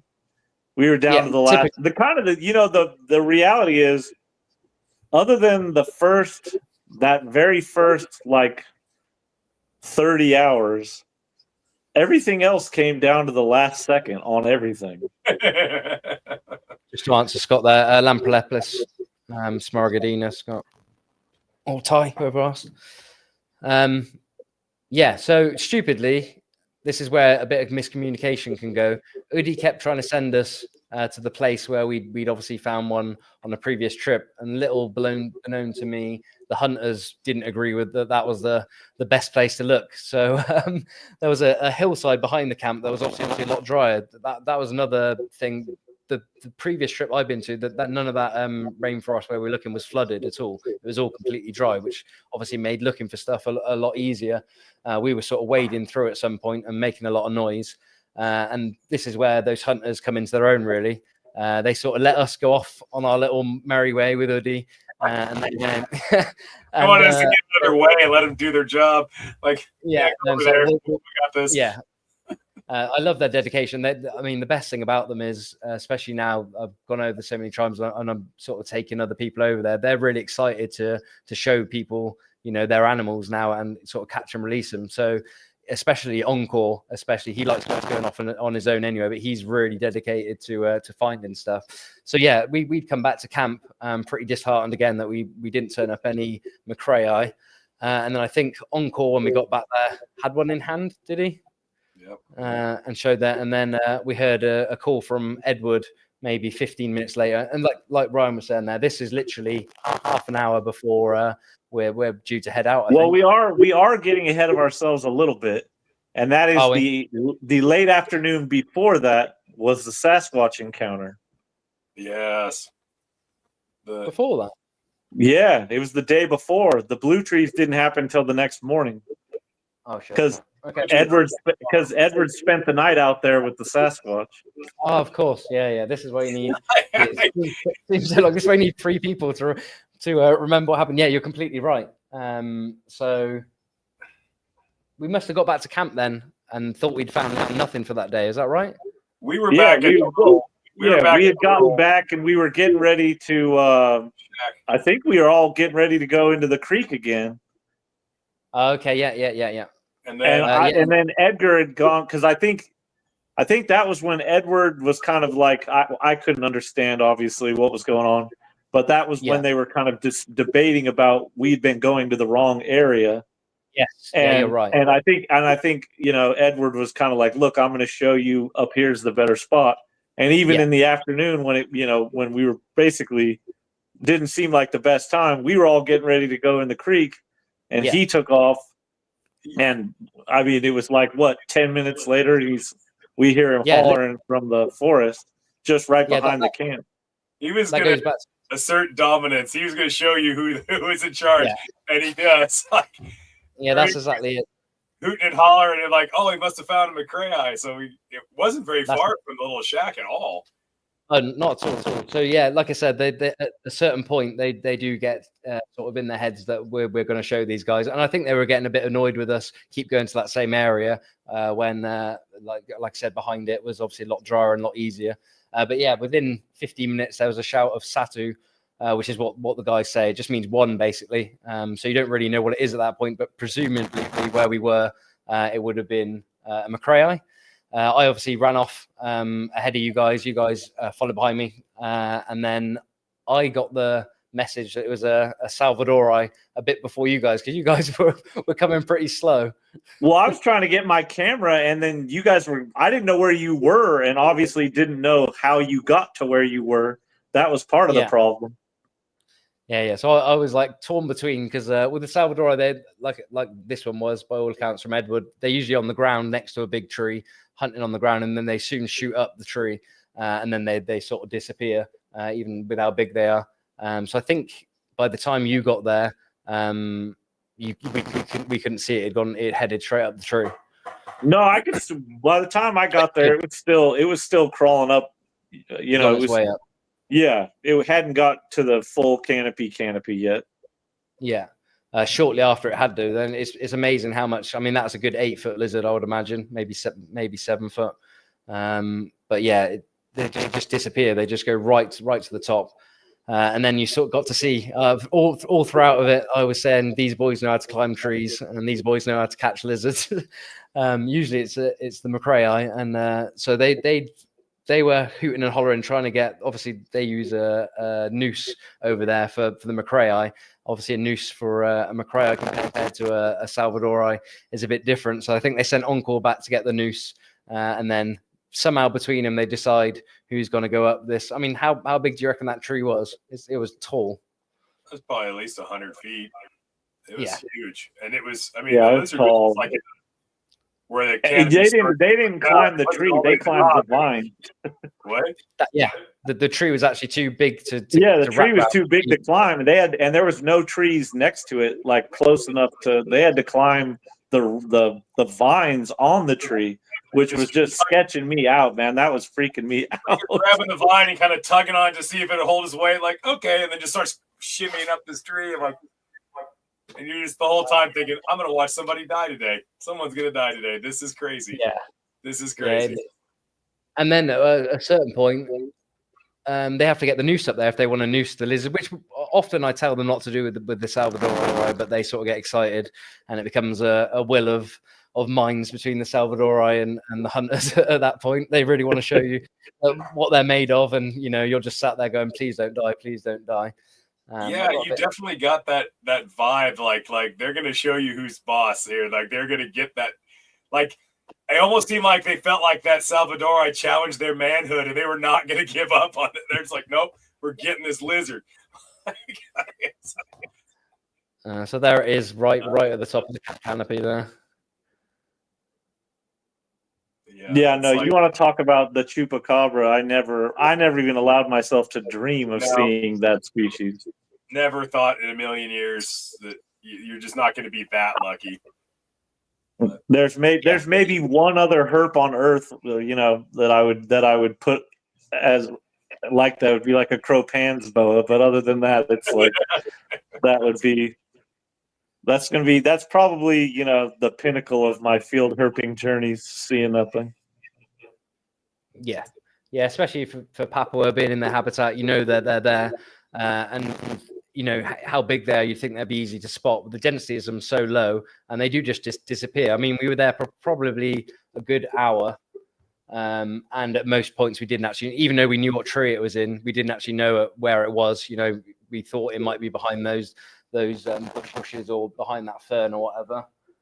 Yeah, at one point when they got it to jump to that second tree that first time, and it got low enough that I was actually shocked. I got a couple remotely decent photos of it because I didn't have a very good telephoto setup or anything. But so yeah, the biggest thing with this, and you feel sorry for the lads that do it, they climb this big tree, and it's a lot easier for a monitor to transverse across the canopy than it is. So often what times happens, same with McRae even, but with this is the second time I've seen the Salvador. I've been super lucky. But yeah, they end up just jumping to the next tree, and you've just watched poor Callis climb up that tree for like half an hour, sweating and nearly kill himself, only to now have to come down and then go across and up to the next tree. But he did manage to get it to jump to this one there, and this would have been the best time if they did want to catch it. But there's a lot of commotion. Someone's still up the tree. And yeah, they were like 60, 70 feet up the other trees, like to come down quickly and try to go up that palm is just like, it's just not. It's just it's kind of chaos. It's like a beautiful symphony of chaos. And, you know, it was just a wild experience. You managed to get a good shot. I was more trying to get the video of it because I knew my lens wouldn't be pretty good, but that's a pretty good shot you got there, Ryan, of a wild Salvadori. Like I said, I was shocked when because most of the pictures, I took a ton of photos of it, and most of them are crap. And that one was like, wow, I actually got like a halfway decent photo with. It went from that tree. I think there was 3 or maybe even 4 different trees that ended up in the end. So they got it to the next tree. I think someone climbed up at that point and managed to shake it. Obviously, Ryan, you were a bit worried about the Widowmakers, which was a fair point, and so were the lads over there as well. So a lot of the actual higher canopy can have these big branches that can fall on you. So we were trying to work out where this crocodile monitor was. Like I said, we'd actually told the guys to give up at that point because we'd had a good look at it. We got some good video, and this is where their sort of manhood had come into it. They really, really did want to noose it and get it in hands, which was funny with what comes next.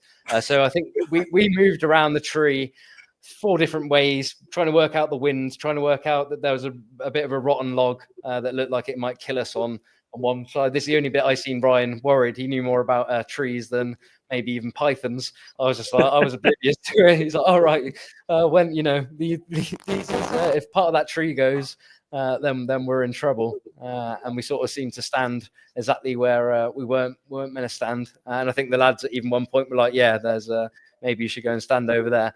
But I think Callis or Edward got up the tree and did actually manage to shake the Salvadori out of the tree. Which was quite funny. We were standing miles apart. I didn't see the Salvadori come out the tree. I think Ryan, I saw it like it like was just like this perfect with its arms splayed out, trying to catch it, and just I was like, oh my god, they got it out of the tree, and watched it plummet to the earth, and was like, oh, and it literally landed feet away from them, and then it was just like, oh shit, now what do you do with this giant pissed off lizard? And it was kind of like when you ever see like a football game where the players were like, I thought you were gonna tackle him. And they were all kind of looking at each other like, oh shit, what do we do with this thing? All this time, the tree, no one had a plan for what to do. Like they were surprised that the plan worked. Like, holy crap, that actually worked. No plan for what came after. Like I said, it was probably longer than an hour at that point that they'd been going up and down these trees. It must have been 4 different trees by the time. I think it ended up a couple hours, Yeah. So, like I said, they were exhausted going up and down it. But yeah, just like the time I found the Salvadori before, the exact same thing happened. They can actually launch pretty high and sort of flatten themselves out. And we all sort of looked at each other as like, who's going to grab it? And that's when I was standing there.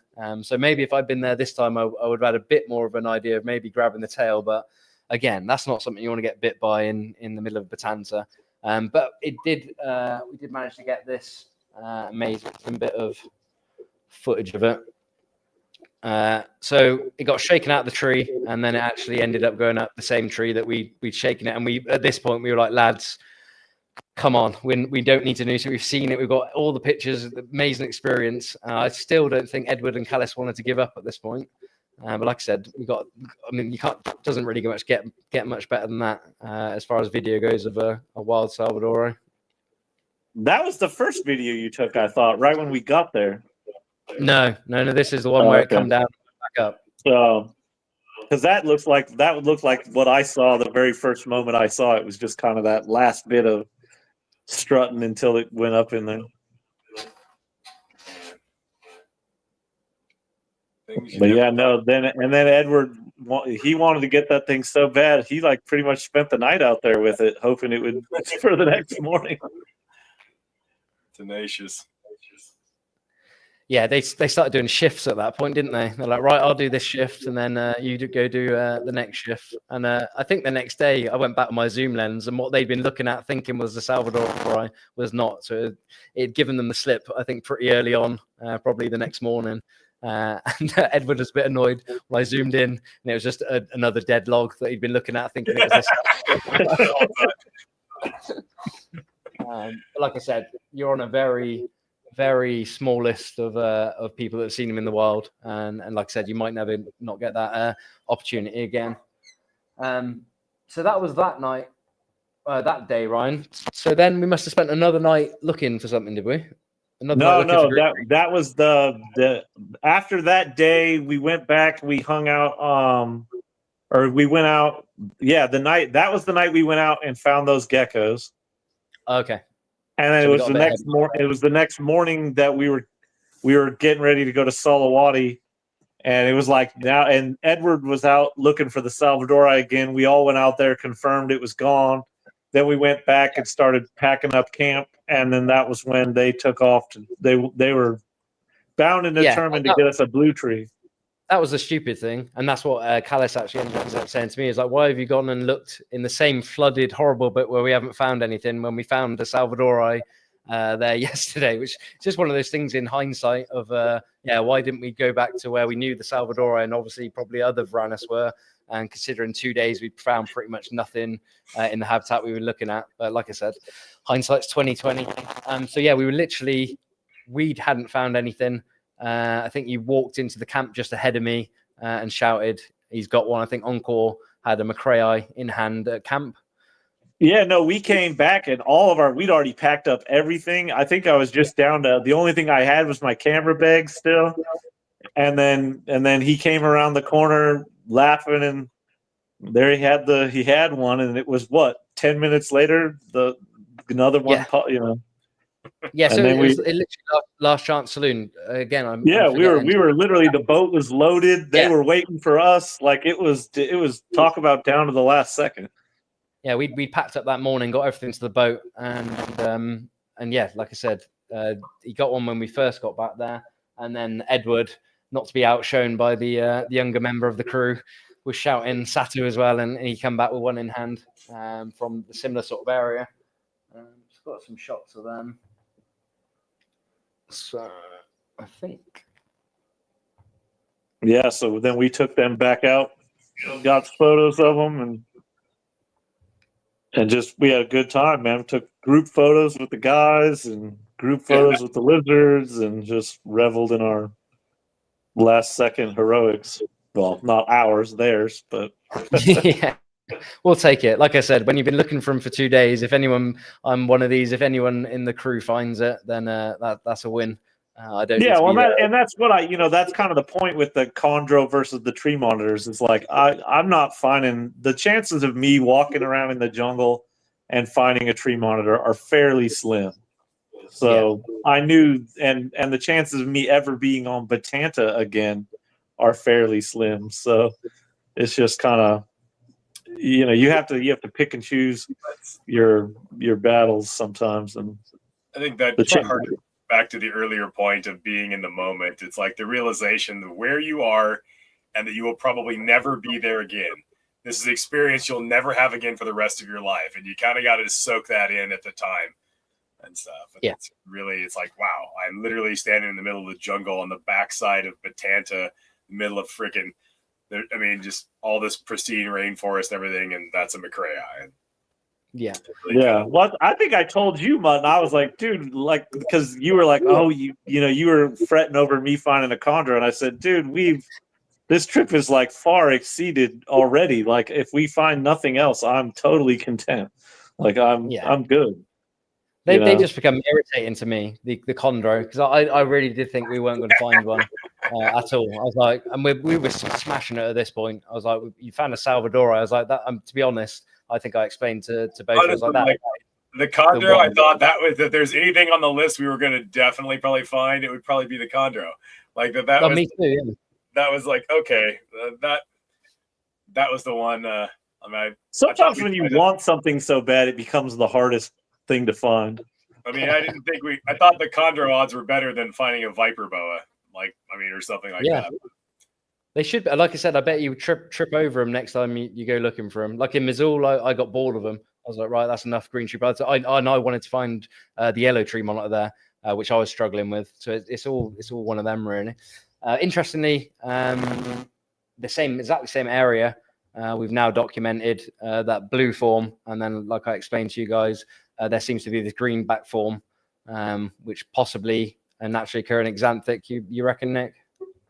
I mean, yeah, I'm pretty confident I can figure all this out. It's just someone's got to experimentally demonstrate that, and you seem to be the only person in the world that could probably do that, actually. So. Yeah. I'm hopefully going to do some this season. It's a bit of a worry though if they all. I mean, I've got some all green ones now. It's a bit of a worry if we see what happens in Tannenbaugh with the scrub pythons, that if these take over the whole island, we might actually lose blue tree monitors. It might go back to McCrae looking green tree monitors. I'm betting that that these are probably descended of a green ancestor, and that the blue is the new thing that's taking over. So eventually you'll have an entire population where there are no non-blue animals. It seems to be almost the other way around. It's the other way around. It's not, the green isn't something that's emerging. The green is the ancestral state. The blue is the mutation, and it's just 99% taken over the whole population. Right. Okay. The problem you run at is like what you've already experienced is dinglings. To be fair, those ones you call greenbacks, it's not green. It's not like Prasinus green. It is when you get one that is green. It's literally Prasinus green. So I've got it didn't look Prasinus green to me. It looked somewhere between the two, but not, No, I've got some, and some have been posted online that everyone thinks is a hybrid between a green and a blue. So it's got the pattern of a McCrae, but the green of a green. And this is what me and Nick were trying to work out on the boat, was if you breed two of these together, do you get an all completely green one with the McCrae pattern? I think you're gonna get I'll bet quite a bit that if you breed two of the greenbacks, you're going to get 50% greenbacks, 25% blues, and 25% all greens. And then all green to all green, you bred the mutation out, and they'll just all be green, but they'll have the McCrae pattern. But this is the thing: the hobby is full of know-it-alls. Like, oh, those are just hybrids. It's like literally these are the ones you just fished out of a tree. Like they're not hybrids. Like it's like this is. People tend to think of like evolution as something that happened in the past and not something that's an ongoing process right now. It's no different than with the green tree pythons and the yellow mutation in the babies. It's like we just happen to be on the earth and looking at these animals in the middle of an evolutionary change that's happening. In the chondros, it's like 75% of the way complete, but 25% not complete. In the McCrae, it's probably a situation where it's 98% complete, but not 100% complete. And there's a few animals yet where what will happen on the Tanta, if that's what it appears to be, is eventually that just becomes the new normal. When every animal in a population has a mutation, it's not really the morph anymore. It just becomes the new baseline normal at that point. And eventually, it's like the green tree pythons. Eventually, they'll just all be yellow babies, and you will never know that they used to be red babies. Yellow babies will be the thing, and you will never know that there used to be this other color because the yellow works better. And for whatever reason, I don't understand why being a blue monitor works better on that island than being a green one, but it seems to. So, you know. Yeah, you'd think that's what I thought. I obviously misunderstood you that they'd be reverting back to green because that made more sense than the blue. No, the green is probably a situation where it's almost gone.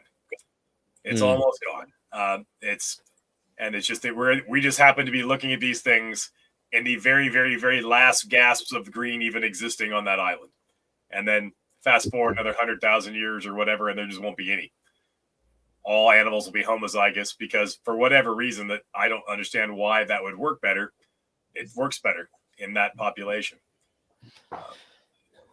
Well, didn't you say one of the original, they caught most of the original ones off an offshore island?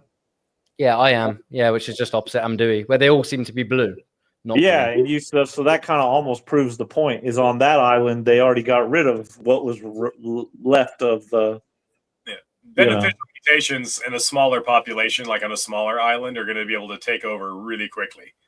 But the Tent is a big island, and it would take a while even for beneficial mutations to spread throughout that population and totally take over. So. But blue, as a general rule, is extraordinarily rare in the animal kingdom. It's like you don't see blue animals. No, almost never do you see. It's that rare. So it's not blue. Can't be the original. Blue is the mutation, and it's probably just a single gene, and it's probably incomplete dominant because xanthic type mutations are always incomplete dominant. So. That's the most parsimonious explanation for that. And you kind of see the evidence of this with these other animals. But I don't envy you having to argue with people. No, they're not hybrids. You can go through rigorously breed these things out, prove what the blue color on Macraei is, how it works, and prove all that. And then you still have dinglings like, oh, it's just hybrids with Prasinus. Or there's Prasinus that have got across there still and they're hybridizing them. And people need to understand it's like, the blue coloration might just be a single gene, does not necessarily say anything about the validity of the species. It just that's why the color is this way. Like that doesn't have anything to do with anything else. Well, aren't the Prasinus, the Northwest Prasinus, are the ones that tend to have a little bit of blue on them, aren't they? The ones usually around Manokwari, but yeah, the sarong, some of the sarongs can as well. So the Vogelkop stuff, which would make sense. Yeah, like the Jayapura stuff's a lot duller with no bluish hints and stuff, isn't it? And so is the northern stuff. Yeah, the Merauke's got no blue. I've yet to find one with any blue on it at all. They're just green with some pattern on there. If it's some sort of an xanthic type thing, everything that we call xanthic in the hobby is not really truly xanthic. They're hypoxanthic because they never remove all the yellow pigment. They just remove most of the yellow pigment, which would allow a green thing to look blue. It would allow, that kind of thing. But anybody that's ever bred mutant snakes, you ever seen a snow boa or a snowball or a snow corn or a snow of anything? They always have a shitload of yellow when they get older. It's like because it doesn't remove all the yellow. That's why they're actually hypoxanthic and not xanthic. Xanthic would be no yellow, but there allows for a limited amount of pigment synthesis, and that limited amount is enough to possibly turn the back kind of greenish on an otherwise blue lizard, that sort of a thing. It's not a complete elimination.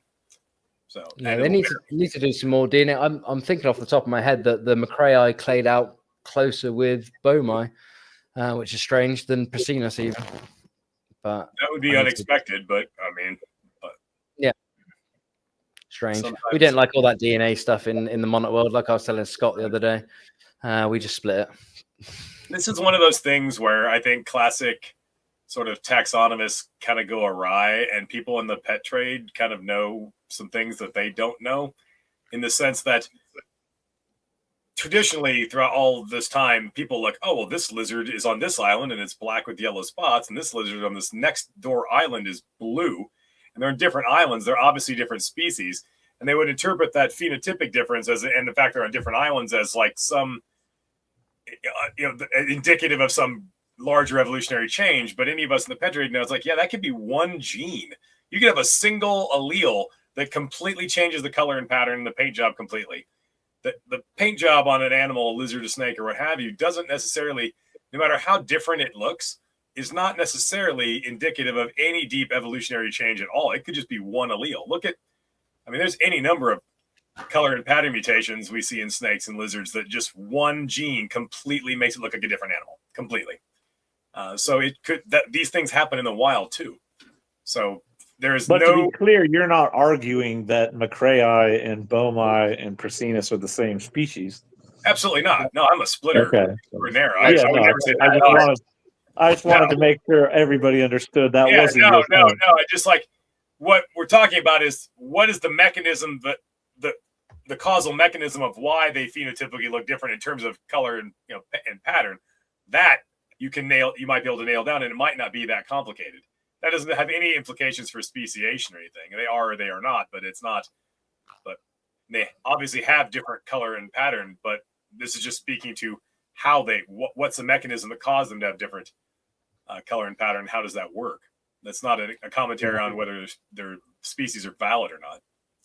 I think we worked out that it's probably a black and yellow lizard that speciated on the different islands. The basal form would have been probably a black pattern. I think, well, if you go with the concept of ancestral state reconstruction and try to reconstruct what does the ancestral monitor Varanid look like, it's probably a black lizard with some spots. Because look at all over the world, what is the single most common phenotype for a monitor? It doesn't matter if you're in Africa, Australia, Papua, Indonesia, the most likely color and pattern is some sort of blackish lizard with spots. It's like, what's more parsimonious, or i.e., what's most likely? That all these different lineages of varanids all independently evolved to be black with some spots, or is that an echo of the last common ancestor who's black with those spots, and it's easier for that to evolve once and then wandered off than to have evolved 37 different times independently. It's just more mathematically likely that the last common ancestor was probably some sort of dark blackish lizard with some spots. An Indicus-looking lizard, I would imagine, or a chlorostigma. Something like that. Well, there's a lot of different versions of black monitors with spots, but some sort of black spotted lizard. How big the spots, this kind of stuff, you're not likely to figure out, but it was probably something like that. You can do the same sort of thought exercise with like Australasian pythons, and you can kind of you can get a sense of, if you look at all the descendant lineages, you can kind of get a sense of what did the last common ancestor look like, because you see certain common traits in lots and lots of species. Their most likely explanation is that they inherited from their last common ancestor.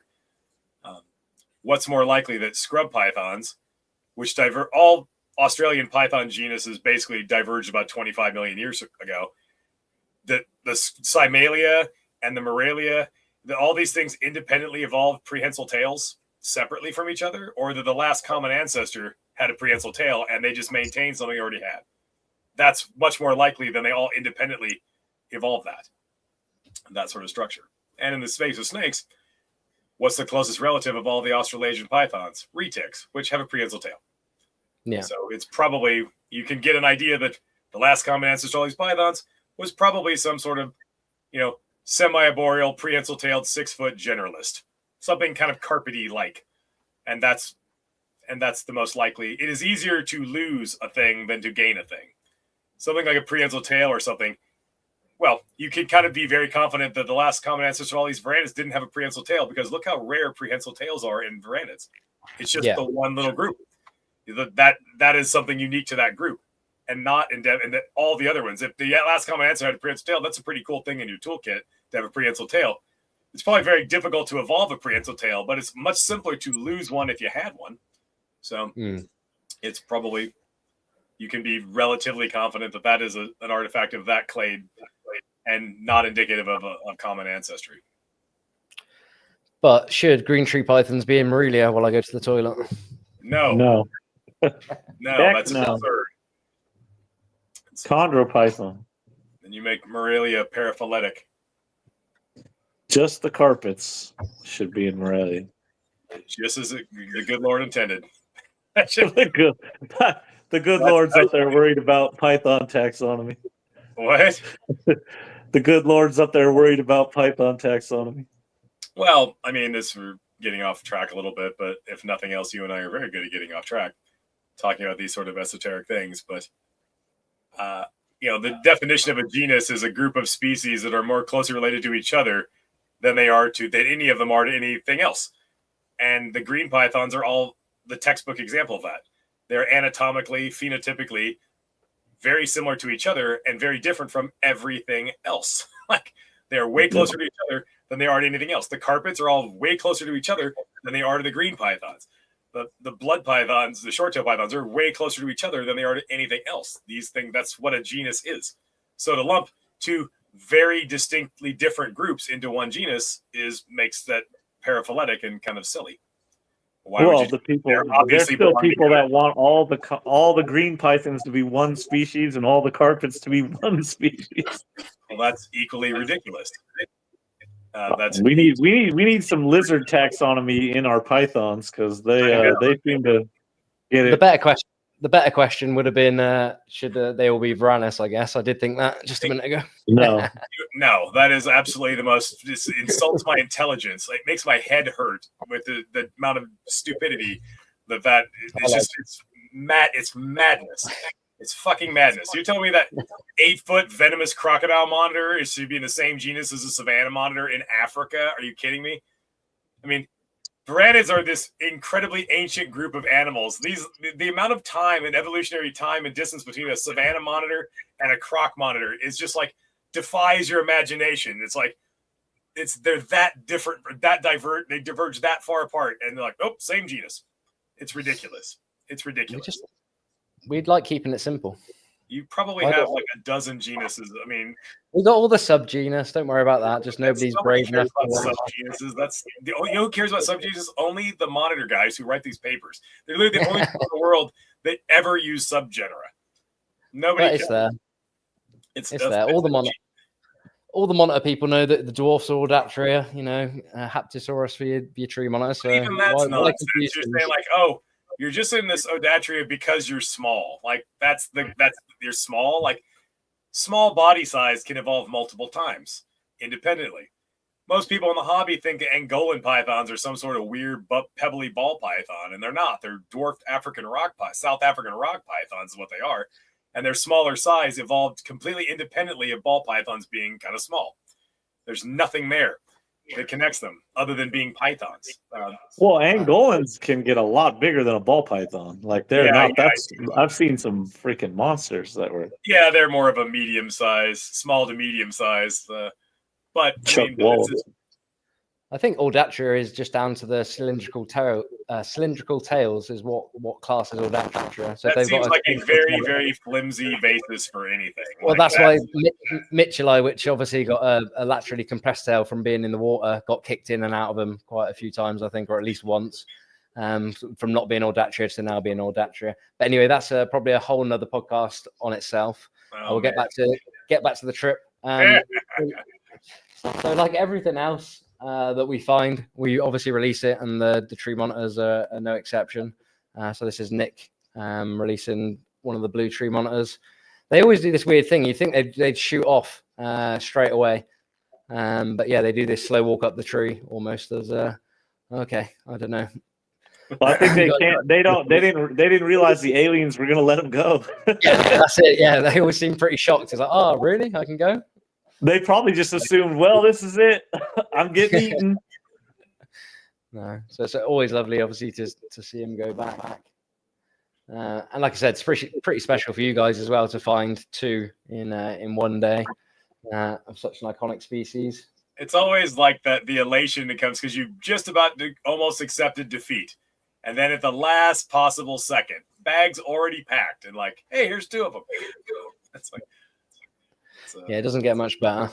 If you look at the pictures of us posing with the lads holding the lizards, like those giant shit-eating grins on our face, that's legit. Like that's like you're like so excited, like you're just ecstatic from that. Like you're so you're genuine emotion. You're so happy.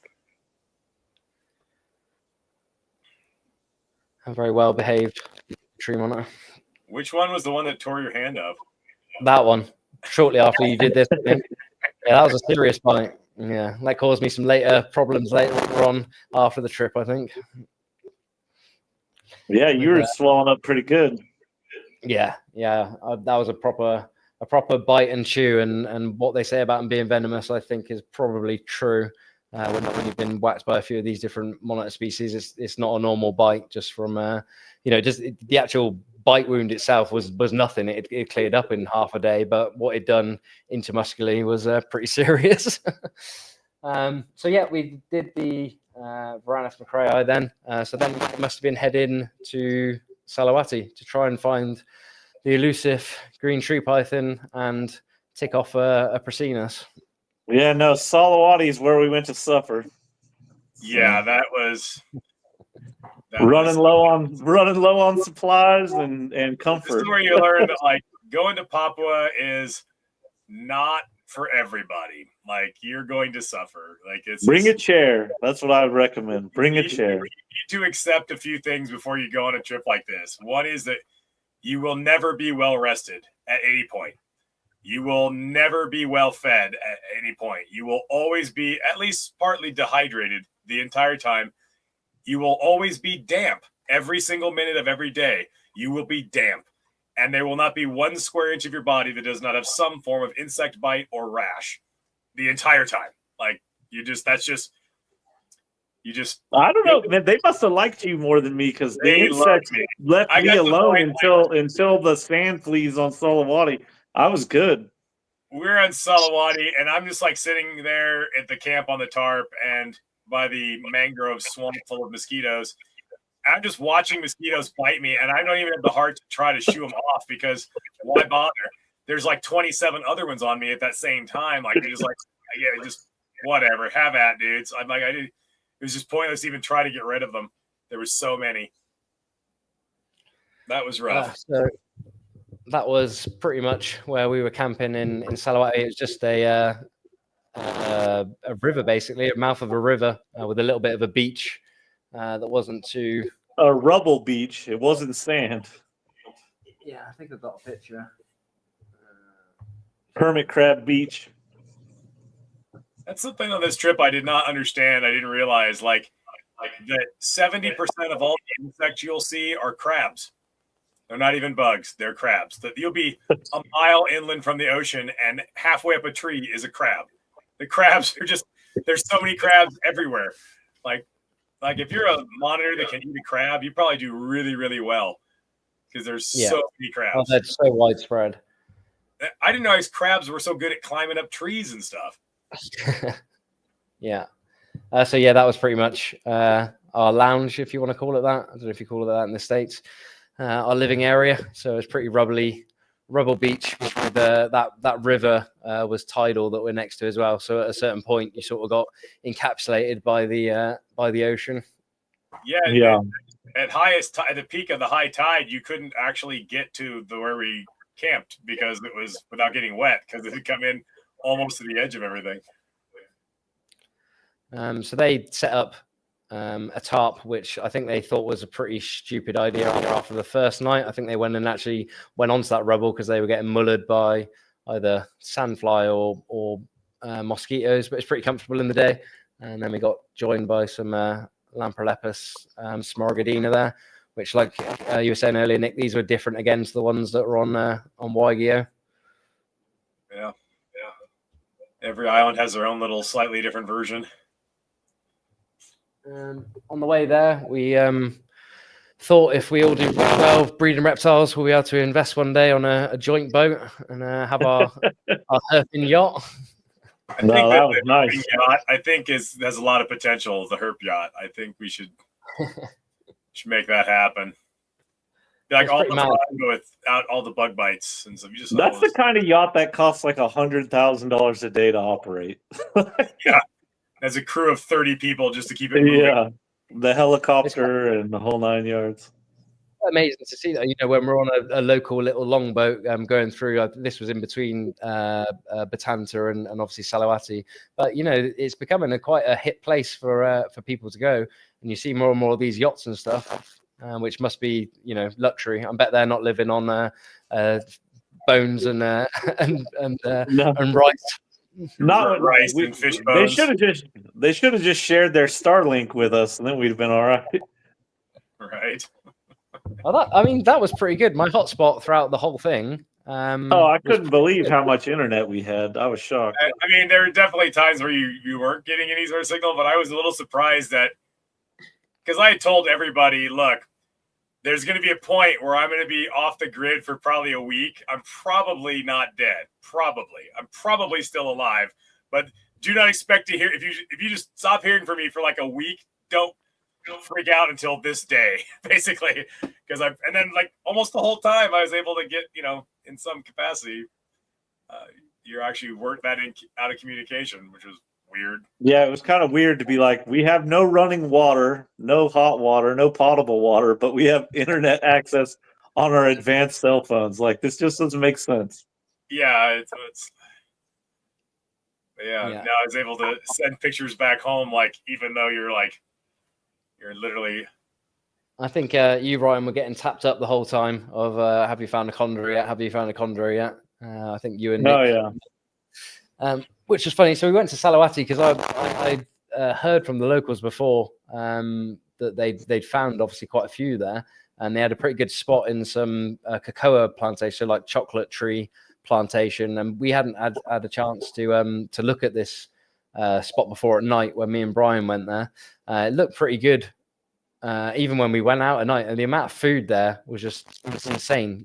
Different types of marsupials and mice and stuff.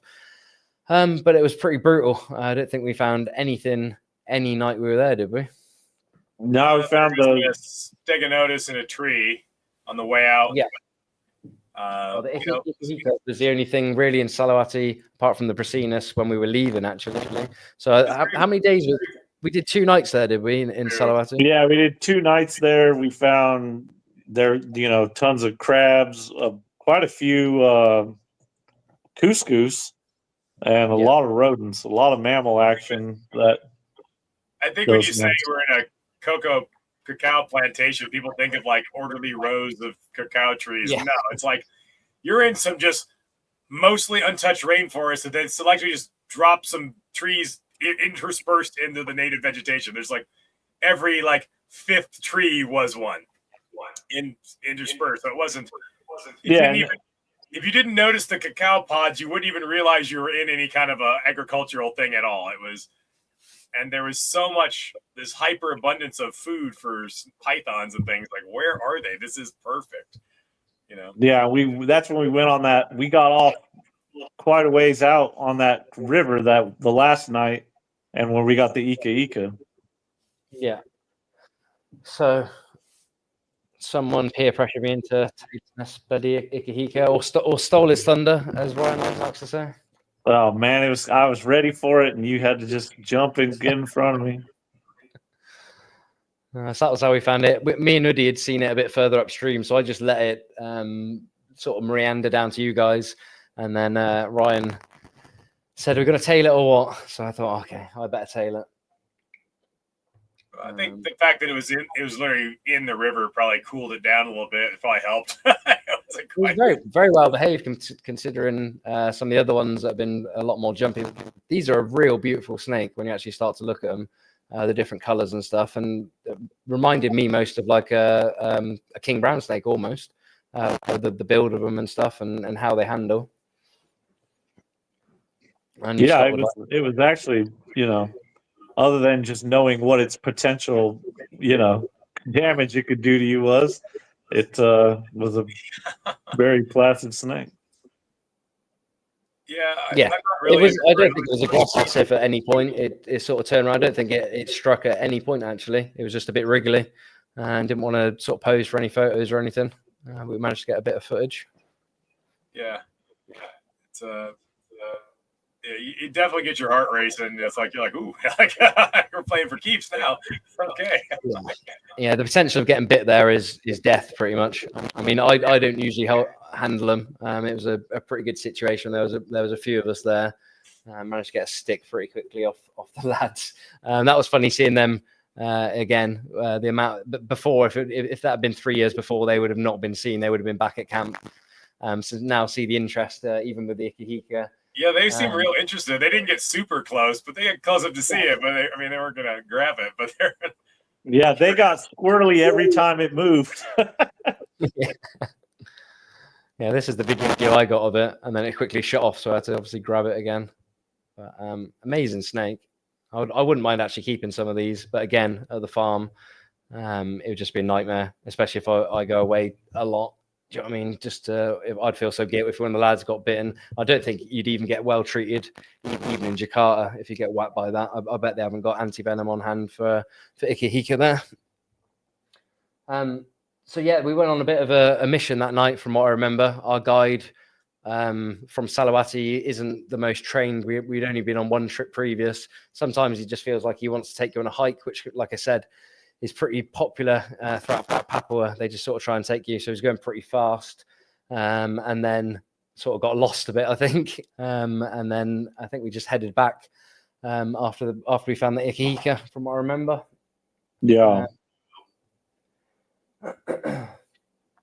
So yeah, no green tree pythons again, which was annoying. We did have another species we needed to tick off. I think we decided that the best route of action for finding the green tree was actually heading back to Waigeo. So I planned to have one night there before we went back, but I think we thought we weren't finding much in Salawati, and it was pretty rough. That we would head back to Waigeo for a bit of comfort. That's what I was thinking at that point. Anyway, and obviously more of a chance to find maybe some stuff on the road again, and obviously a green tree python, which would have completed it. But we did need to get a Prasinus the next day. Did we spend 2 days looking for Prasinus? I keep getting confused. Yeah, we spent one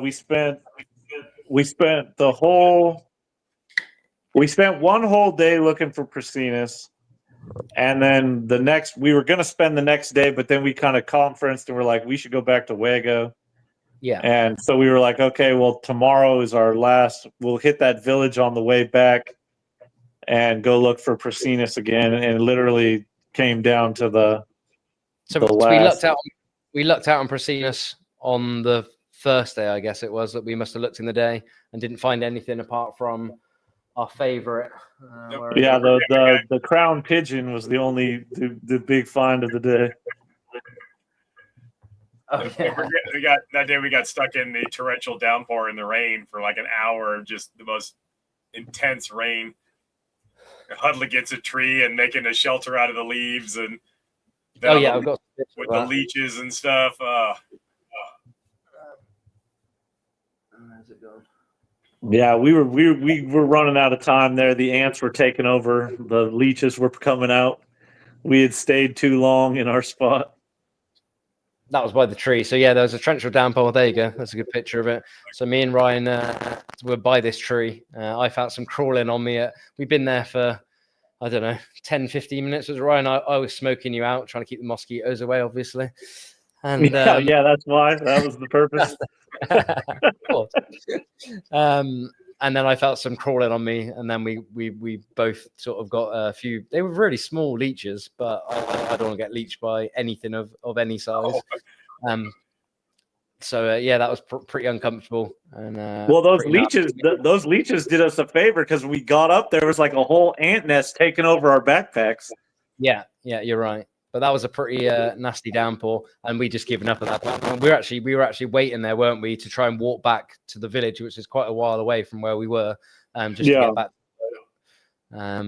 So that's that. But the most impressive, no, not impressive. The worst thing about Salawati is our favourite, which we all got done by. Ryan, not so much. On the first day, I got a good whack, and I've been whacked by him before. So this is they call it a gatal babi, which means itchy pig in Indonesian. I wouldn't say itchy is the word, would you, Nick? It's more like someone cut you with a razor blade and then rubbed broken glass into it or something. It was. I don't know why you guys were dumb enough to kept touching the damn thing. The problem is, I can just about work them out now, because I sent you that picture of one on the farm. It must be in the same species, but maybe not exactly the same, obviously, plant. But every single thing in that jungle looks like that, doesn't it? Me and Nick were like, well, that looks exactly the same as that. Sometimes he was telling us it had a serrated edge, and then other times he was telling us it didn't. You told me about the Sulawati stinger before we even went to Sulawati, and so I was like, we got to the island and we were walking around the first time, and you were like, "Oh, something got me," and I was right behind you. I literally looked, and I'm like, "Okay, note to self." And I never went near a plant that looked like that, and it looked a lot like our stinging nettles over here. So I was like, "Nope, I got this thing dialed. I'm not touching that." Well, there was also a stinging nettle relative that that also got you too, but that was like that stuff normally is. Like, yeah, 5 or 10 minutes of discomfort, then it goes away quickly. But that other thing was 4, 5, 6 hours of just intense pain. It's like surging electric. Yeah, I mean, it's like horrible. Someone rubbing glass into you, basically. I mean, going back to Batanta, we were trying to dodge those stinging nettles, and then our manhood showed up again when the locals went and grabbed a handful and started beating themselves on the back, telling us that it was medicine.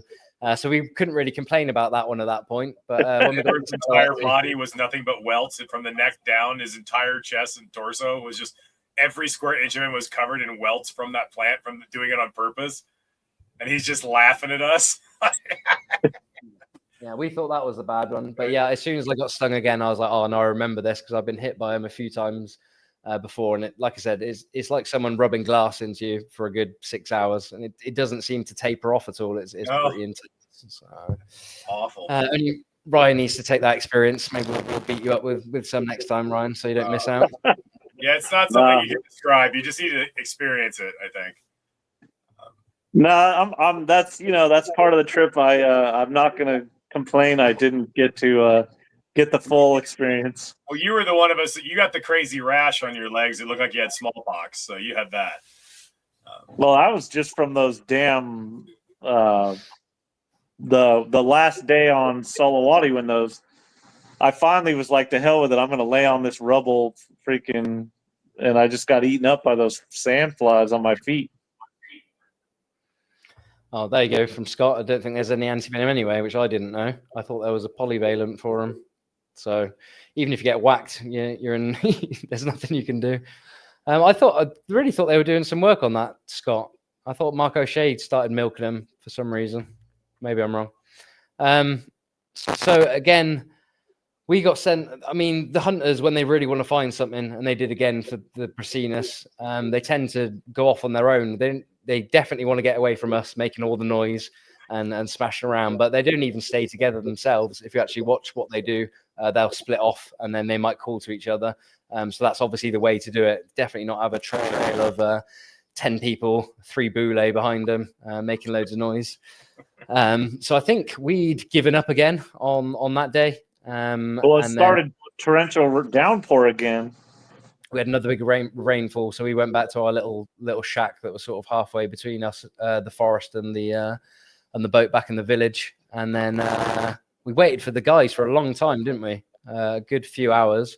It stopped raining. We headed back to the boat, and then we saw off in the distance our 3 guys coming back completely empty-handed. And we're like, oh, they didn't even find anything. And then there was a bit of giggling and laughing. And I think Edward presented his phone with a selfie of him with a Prasinus in hand. And at that point, I thought they'd caught one and couldn't find us and let it go. But Edward obviously knew him. We'd want to see one, presented one in the bag. So we were elated again. Again, not really our find, but we put enough effort in and we got the Salawati stinger. So we can count it for sure. We're like, literally, we're standing right by the boat to leave. And then at the last possible second, again, here it is. So we trekked back to the forest with it, close to where it was found, and then took some pretty cool shots. And then I've got a video of it.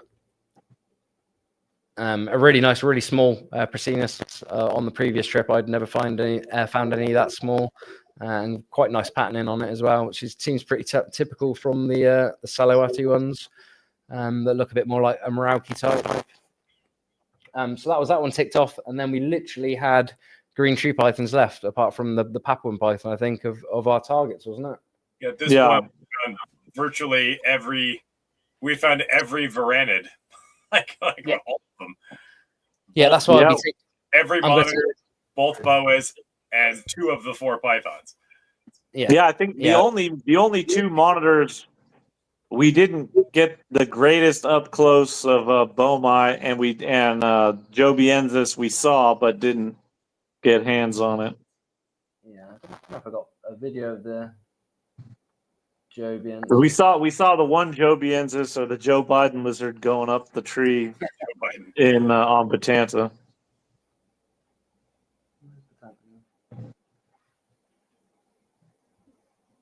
No, I don't think I've got it. Yeah, it was going quite far up the tree. That, but we did tick it off. That Jobiensis, or as Udi likes to call him, Joe Biden. As when I was teaching him the Latin names, alternative names for him, that's how he remembered it. So then we did back to, must have been back to Amdui then to drop the lads off. Yeah, we were racing that storm across the ocean. I was gonna say,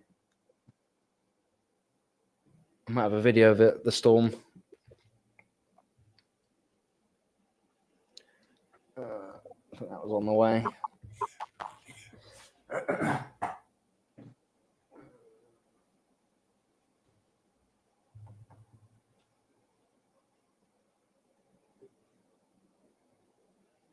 Yeah, so that's when it is looking pretty nasty. You can see the grey clouds up there. This is just outside Amdui.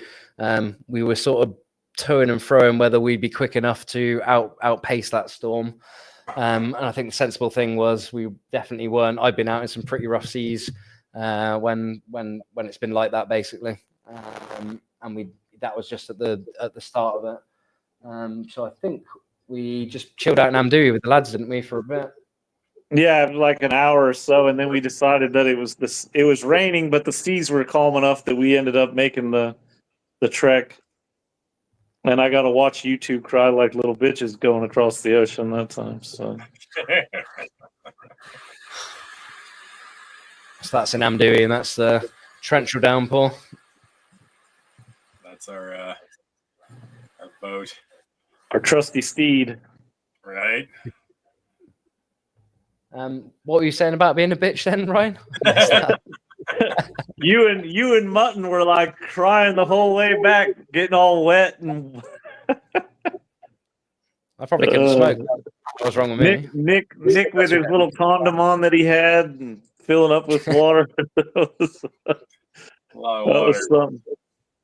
was going back to this thing now. No, if it's anything like the one we get in England, which is I'm sure the same one you get in the States, then there's nothing that compares. I've never had a sting off a plant as bad as that Salawat Fatty stinger.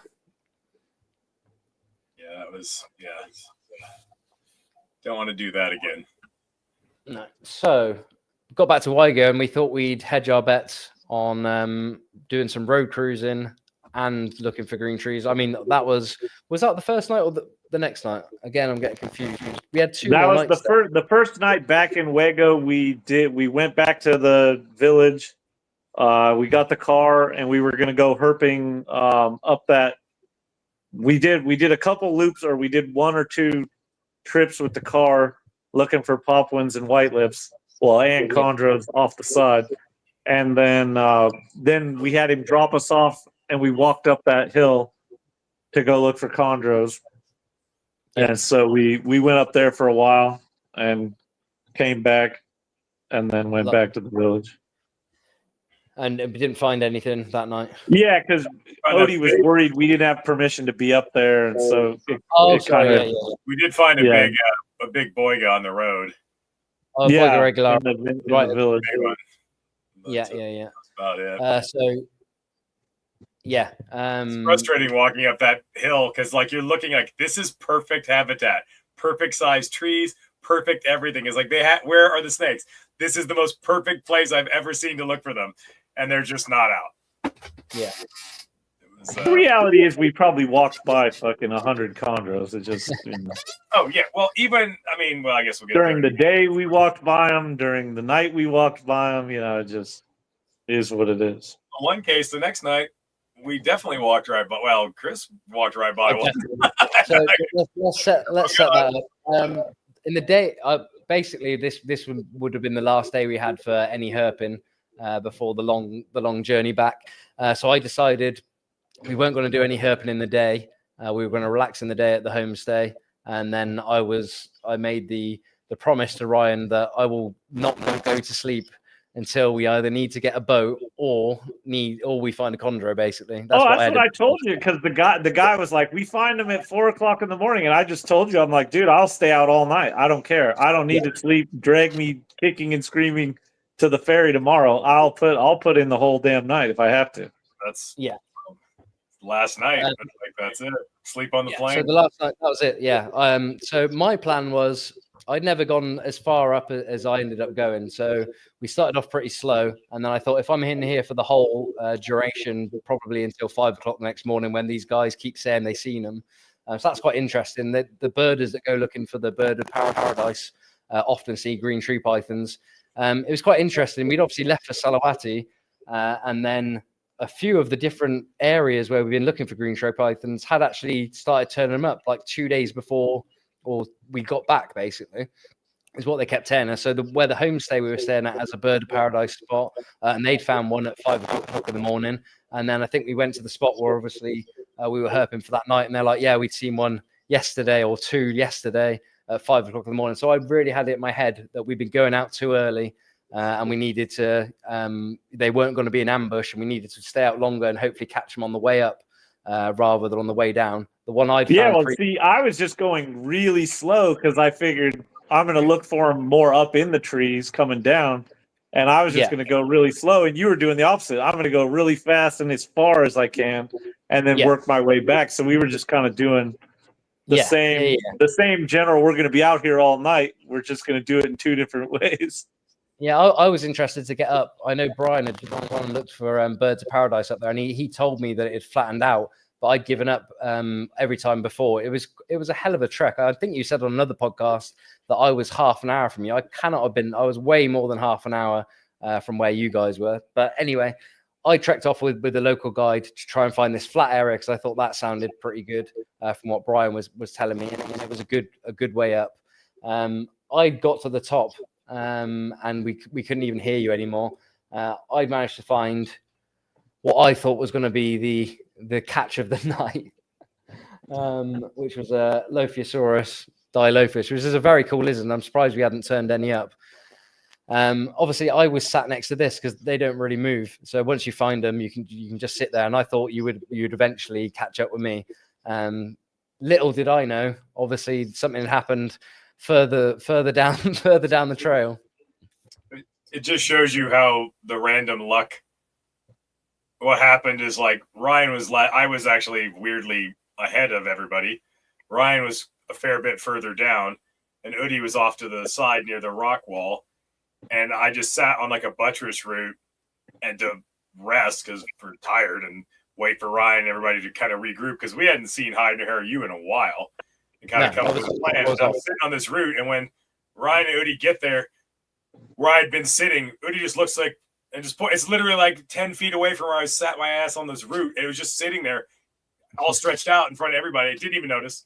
You must have walked right past it, not seen it. Oh, 100%. Yeah. Udi he's like, what? I just sat right by the thing and still didn't see it until he pointed it out. It was just right next to me. Well, in Chris's defense, it probably wasn't even near where it was probably still up in the trees when he went by it. Don't give me any excuses. I purposely remember walking through that section and saying on previous nights, I don't think this is good habitat for green tree pythons. And I wouldn't have even looked to the right. It just seems too sparse in that area. It was like extremely sparse when you're going through other areas that were a bit more dense. I thought I was in brilliant green tree python habitat where it flattened out because there was it wasn't, really bunched together, but there was lots of those sort of twiggy sort of branches they like, and it's quite easy to walk around.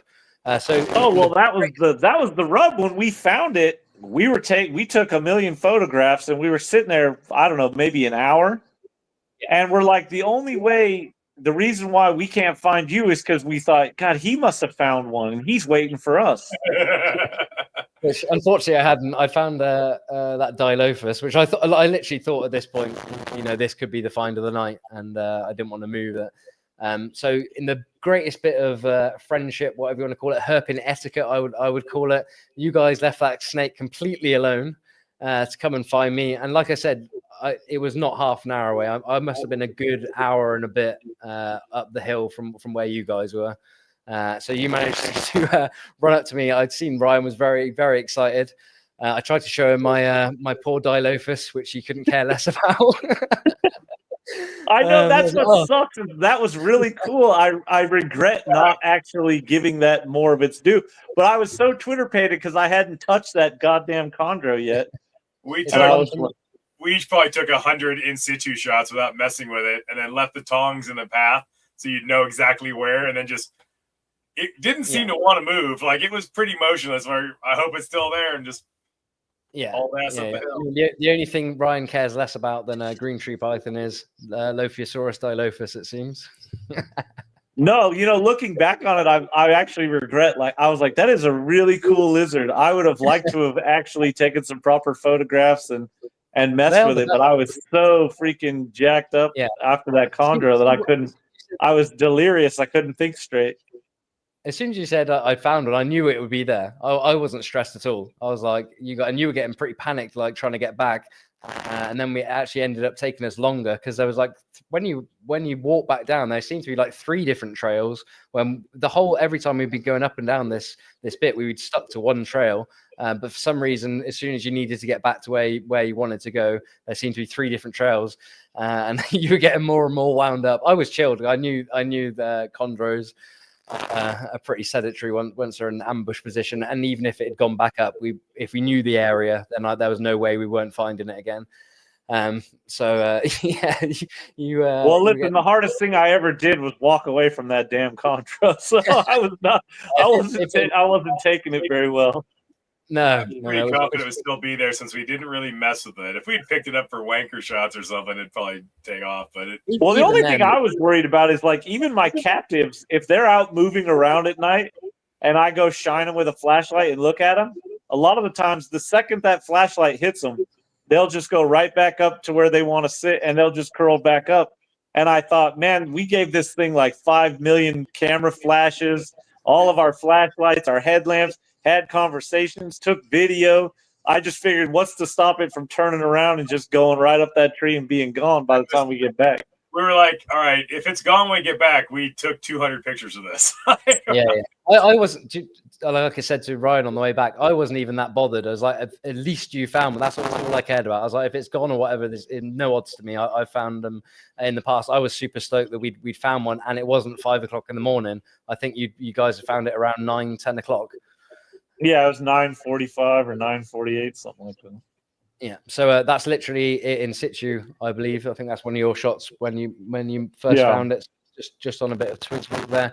So eventually we did get back to it, and it was literally in that same sort of position. It had actually moved. It just went further down and got into ambush better. Like,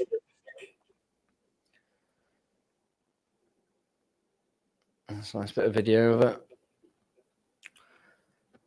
But like I said, even if it moved off, if I knew an area was, I probably would have stayed there till 5 o'clock in the morning. At least I would have an area, which would be nicer. I think that'd be nice a lot of times with herping. If you just knew, within a certain area there is what you're looking for, then you can. Yeah, Marco Polo thing, like Marco Polo.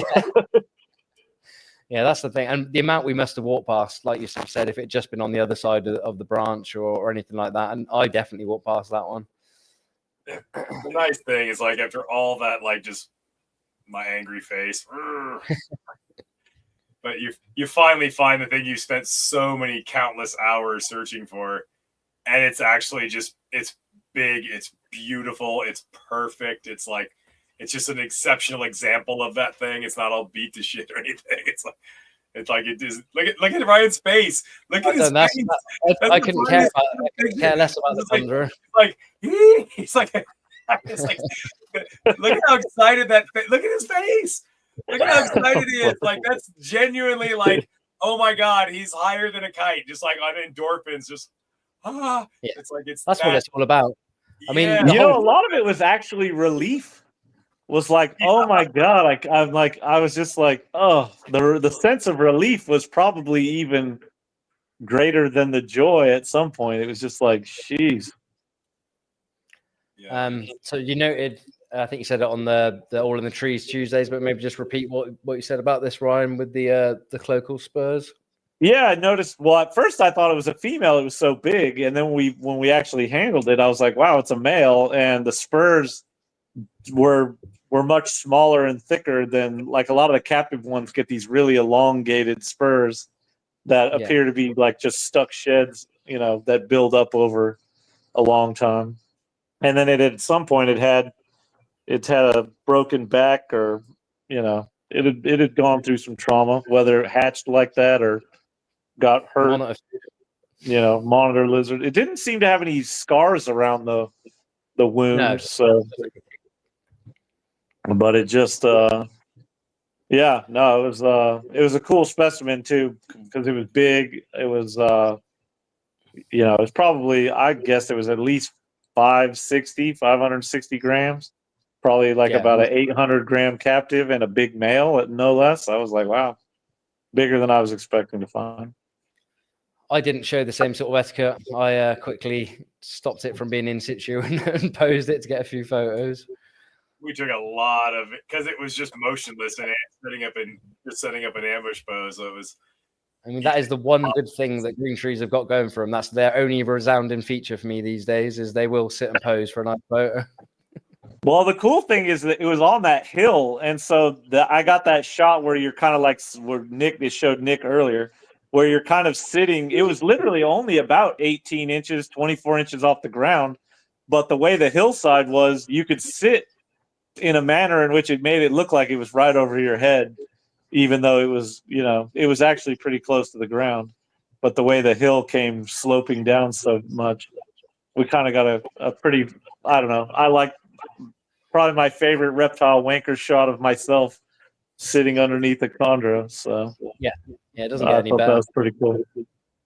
Yeah, and like I said, everything had been last minute. Every single it sort of added to the adrenaline and the whole sort of the trip. Really, as every single thing we wanted to see was right at the last moment. And just in case there's anybody listening to this who's not familiar with kind of our field herping lingo, it doesn't know what a wanker shot is. Like when you travel all these places, you find the picture of you holding it, like looking all excited. That's because you look like a total wanker because you had to pick it up and hold it and pose with it. That's the wanker shot. You get all your in situ shots, then you pose it and get an artfully composed shot. Then it always ends with the wanker shot. Like, look at me holding the snake like a child because you have to, because why not? Yeah, that's the shots that get you in trouble in other parts of the world as well. Namely Australia. They don't like you picking stuff up. Yeah, I'll tell you, that boat ride back to the homestay that night in the dark. No, we weren't really chatty. It was all, I mean, that was so surreal just to realize, like, well, the trip's basically over and we fucking crushed it. Yeah. That boat ride will forever just the elated feeling of like what we had just accomplished was pretty wild. Yeah, so. I mean, it literally couldn't have gone any better, apart from a Papuan python. But then I just don't think. I think you go on trips and probably find a Papuan python and then not find the amount of species that we did find. I've never been to Raja Ampat and found the amount of species I found. So I'm taking python people with me next time, not monitor people to tick off all the monitors. So that was brilliant. So a very nice sleep. Like I said, I was waiting to be up at 5 o'clock in the morning. Maybe we should have stayed out. We might have found 2 of them, and then MJ would have moaned so much that you only found 1. I'm pretty sure he found one more than he's ever found. So yeah, I don't think MJ's would do the trip from the sounds of the podcast they did with you, Ryan. They appreciate the work that was put in, but doing it yourself. I mean, that's a real good thing. I'm sure I've already had quite a few messages and stuff. We have got Udi over there that does the trips from Raja Ampat Herpin. He's the guy I've trained up over the last 3 years. But it's not like your first herp trip, is it, guys? It's like you need to work up to it. It might look all easy and nice for us, but both of you have got pretty much a lot of experience in Australia, which I think is the mecca of a first herp trip, the amount of species and how sort of getting into it is. But like I said, West Papua can be dangerous and it's a real slog. But for the more seasoned herpers, I think it's quite rewarding. I think it just depends. I think any of it's doable. You just have to want to do it bad enough that the the the things that are uncomfortable are, if you want to do something bad enough, those things don't seem bad in the moment, because you just have to remind yourself that, like, look at where you are and look at what you're doing and how hard it was to get here. So you don't let the little things, a little bit of discomfort, distract you from what's going on. It's not to be taken lightly. It's not like I want to go. I mean, green tree pythons are probably the easiest thing to find, and you could do that pretty comfortably. But all the other stuff, it's like once you're in it, there's no escape. A bit like I think MJ was saying, it's not like you can just go back to a hotel room or something, which you can in Australia. I mean, in Australia, if you want to stop herping, you can go look at the beach and go fishing. There's loads of other things to do. In Australia, you can find a surprising number of pythons from the comfort of an air-conditioned car. Yes. There are definitely hardcore places you can go with lots of bug bites. You can do some extreme stuff there, but you can also find a bed and a proper meal, and you don't have to worry about, I don't know, being left for dead when your boat guy takes off and strands you or something. There's problems you don't really have there, but yeah, I just think that in a general sense that anything worth doing or achieving requires some level of sacrifice. If what you're doing doesn't require any sacrifice on your part, it probably isn't even worth doing. Like, it's like anything hard requires effort and sacrifice, whether that's money or your physical discomfort you must endure to achieve it. It's like that kind of makes it sweeter in a way. It's like you feels earned when you have to push yourself through this stuff. And I don't know. I just think that there's too many people who they live their whole life and they never go on any proper adventure. That was a proper adventure. I was like, and that's, it's worth it. At the time, I still have a couple infected bug bites on the back of my knee and on the top of my right quad. They're probably going to leave a little scar. I had 3 of them. On that last night coming down the mountain after the Chondro on the way, like literally like a half a kilometer from the boat, the very last bit, I slipped on a buttress root and slipped and just reached back and grabbed there's a million of those little trees on a couple inches. I grabbed one and tore a muscle in my rib cage, tore it. And it still hurts. I couldn't sleep right for a week. It hurts to breathe or cough. Like, I fucked me up at the gym still. I can't lift right because if you stretch your arm back, it's on the mend now, but it's a slow process if you're an old geezer like me to heal up a torn muscle. But it was totally worth it, At least I didn't almost die like somebody. For me? Yeah. I was right on the trip. Yeah, we'll get back into that. Lisa, we didn't actually snorkel. Me and Nick went in the sea and had a good look round. But no, we were too busy. A lot of time. I don't actually like the sea, but even there, even I jumped in. It was nice, but there's too many bitey things in the sea for me. I stepped on a rusty nail in the sea. That was poked a hole in the bottom of my foot with a rusty piece of steel. That sucked. I suppose that's the other thing with that area is if something does happen, like a bite or an injury, it's pretty hard to get to any sort of medical. Where in Australia, again, it's good. I don't want to put people off going there. Like I said, I've set up with Udi to get him a good business over there, but it's like no small undertaking. If you haven't been herping, I'd suggest go to Australia first, or maybe Costa Rica or somewhere like that, and just get your feet wet before going to Papua. All right. Anyway, the ferry back was uneventful. We got back to Sarong, and then you guys got some souvenirs and stuff. And then my favorite bit, there's a nice hotel in Sarong where we can get some calories back on us. So boys looking pretty chuffed there with our milkshakes. Yeah. They tasted extra good. Unfortunately, the last 3 days I had been hinting that we might do some karaoke. I know the girl in the bar pretty well. Indonesians are famous for karaoke. Ryan, bearing in mind, had been singing the whole trip. So I thought it'd be well up for this karaoke. Me and Nick wanted to do it anyway. We were quite up for it. Why we can't sing it all?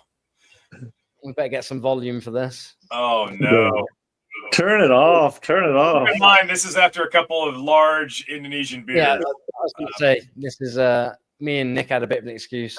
I do not drink alcohol at all, so I am a bigger guy, but I am such a lightweight at all, like any amount of it, and I'm like feeling it because I just have no tolerance. So there's a fair amount of liquid courage and lack of discretion. Yeah. Just remember, I got 2 videos of you two singing too as well. So, but it's not as good as you doing it, Ryan, because me and Nick wanted to do it. Like I said, the podcast, me and Nick we knew we were in for it. We were going to do it whether you did it or not, and we'd already queued up the girl in the bar. Then typical blokes, me and Nick were umming and ahhing about it, and then like I said, you were the one who actually went and initiated it. And then me and Nick had a few renditions of Wonderwall and a bit of Bon Jovi. There's always way more words to these songs when you actually have to sing them live than you realize. Well, they were projecting, for the record, in our defense. I mean, not that this explains why we're terrible. It's because we're not good at singing. But they're projecting the lyrics on like a series of windows that have like structural members separating different panes of glass, which unfortunately were where key words were. So you would like there's words missing because they're on the structural bit. So well, I got to the point where after Chris sang the love song, the British love song, I figured I've got to help this guy out and lighten the mood. So that was ultimately what broke me and made me get involved. There was a decent handful of people on the patio there when we started, and there was nobody when we left. No, that's not true. We had that one group that was cheering us on. That's right. Like, but everybody else, I think that we could just see people leaving because we were so terrible. But it's okay. I spoke to Bungie about it, who's actually won awards for karaoke, and the same thing happens when he goes there. So we're not alone. Maybe it's our singing, but here we go. It's Maverick and Goose again. We don't know which way round it is. Oh, I'm never gonna live this down. No.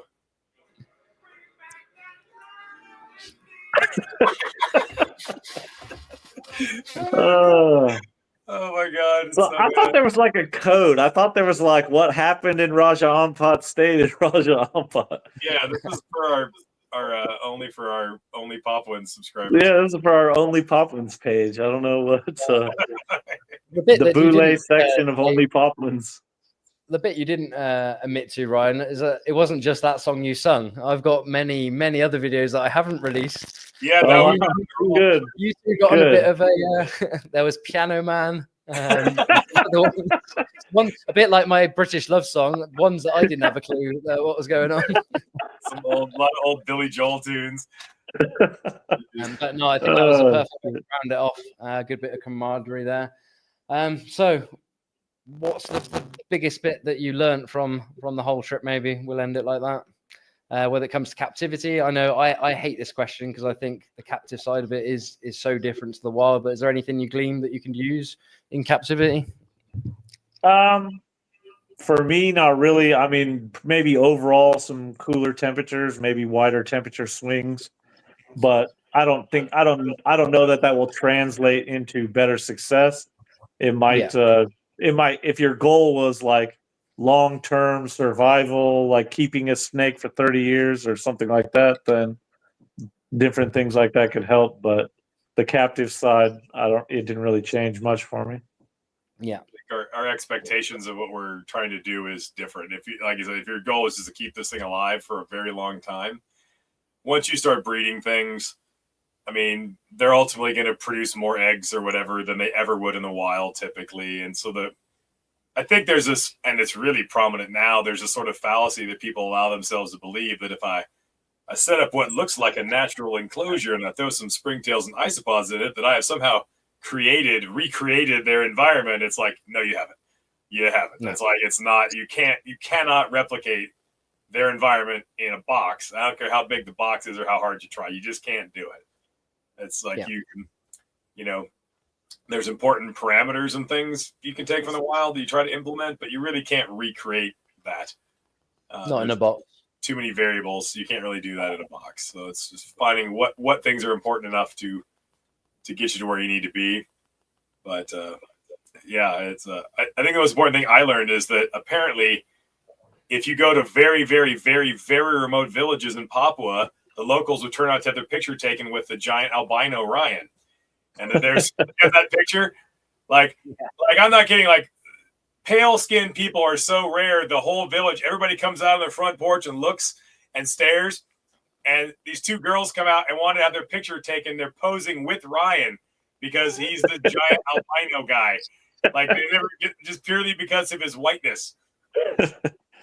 Oh man, it's like a weird. He's a kind of a celebrity. Just the big albino, the boule. The boule.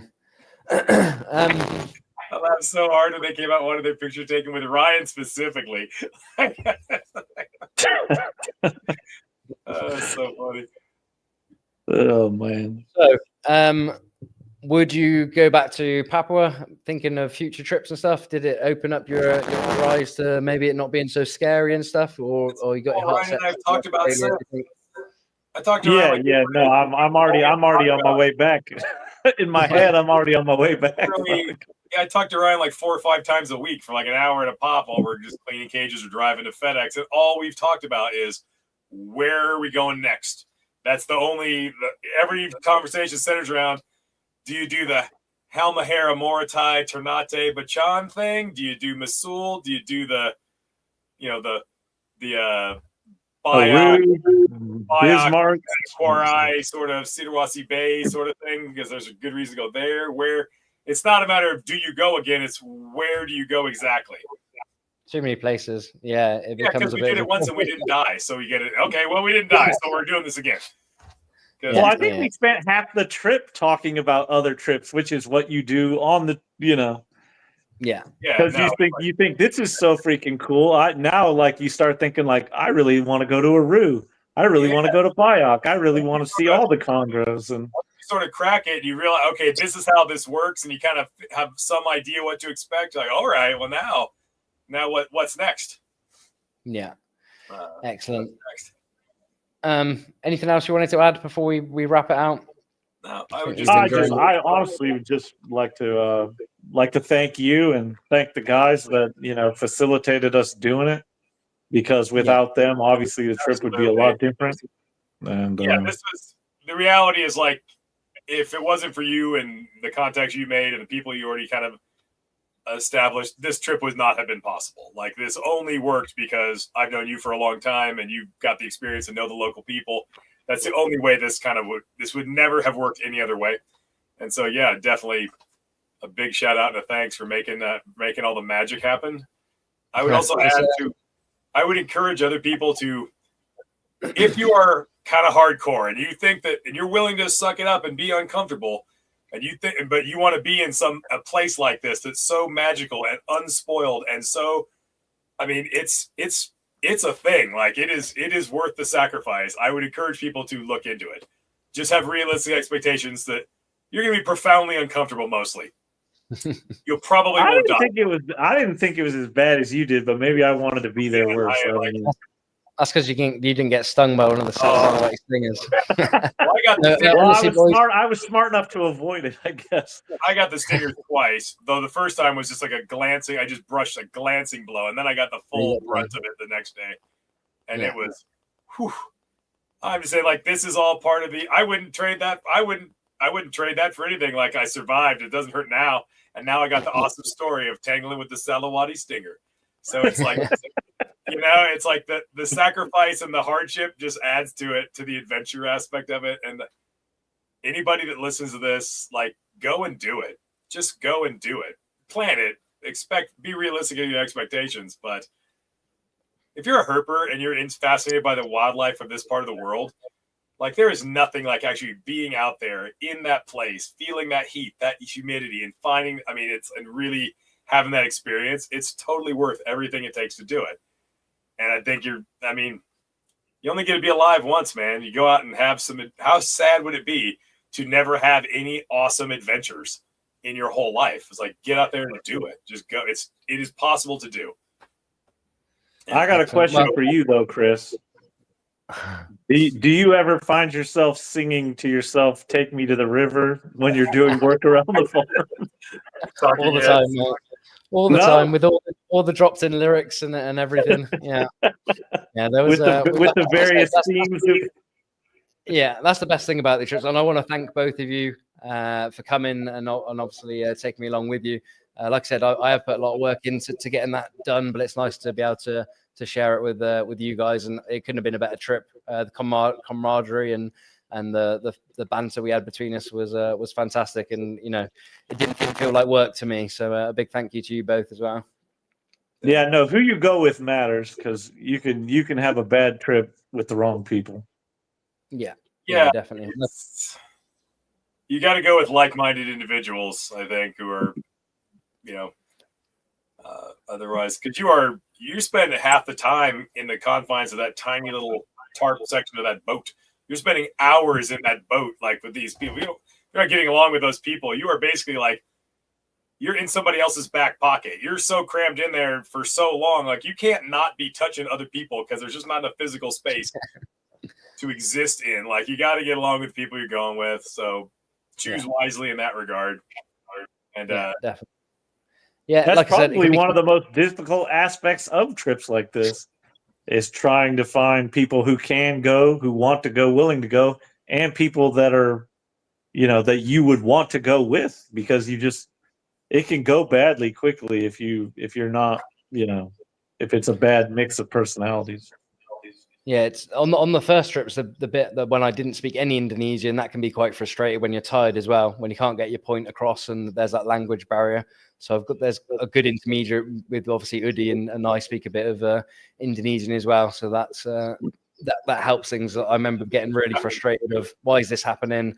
And you thought you had a plan, and then it's completely different. So it's like amazing your ability to sort of communicate even without language. Like Buddy, the boat guy, like, didn't speak a single word of English. All he did was smile and nod. And hand gestures, like, that was sufficient to get it across. Like, it's like, you guys were, I don't know where you guys were. It was at one point, it was just me and the lads were all there, and because they always cook their food separately and everything. And like, they cooked me up some stuff, but there was no nonverbal. It's all nonverbal communication, like all hand gestures and facial expressions. That you can kind of communicate and everything. Like, it's like they somehow conveyed, "Hey, you want some rice and hot sauce and a fried egg?" And I'm like, "Yes, I do." No one spoke a word. Well, if there was any cooking going on, Mutton was around. Oh, it's so hungry. Coffee. What? Said any biscuits, coffee, or food, then Nick was. Oh, Nick the was little Indonesian like instant coffee packets. Like, I accidentally took like 12 of those home. I bought one and then forgot we actually had some. We had more than we thought. So we had loads in the end. I found a few in my cupboard. Yeah, they're good. They're packed full of sugar. I got to be careful of them here. I'm on back on the tea now. So yeah, like I said, when I got back, I had a pretty rough time. So that's why we had to postpone the podcast. I had norovirus when I got back, and then possibly dengue, which I could have got from maybe this trip at some point, which is a pretty nasty disease, mosquito-borne disease. So there's also those sort of considerations to take in. I told both you guys to obviously take your malaria tablets, but there is some pretty nasty tropical diseases. So just think about that before booking your ticket. Make sure you get all vaccinated up and get some malaria tablets. As far as inland reptile and molecular reptile, is there anything you want to shout out? No, I'm easy to find. We're the easiest people. That we're old. You can literally just call us up and we'll answer the phone and talk to you because we're just that old. Excellent.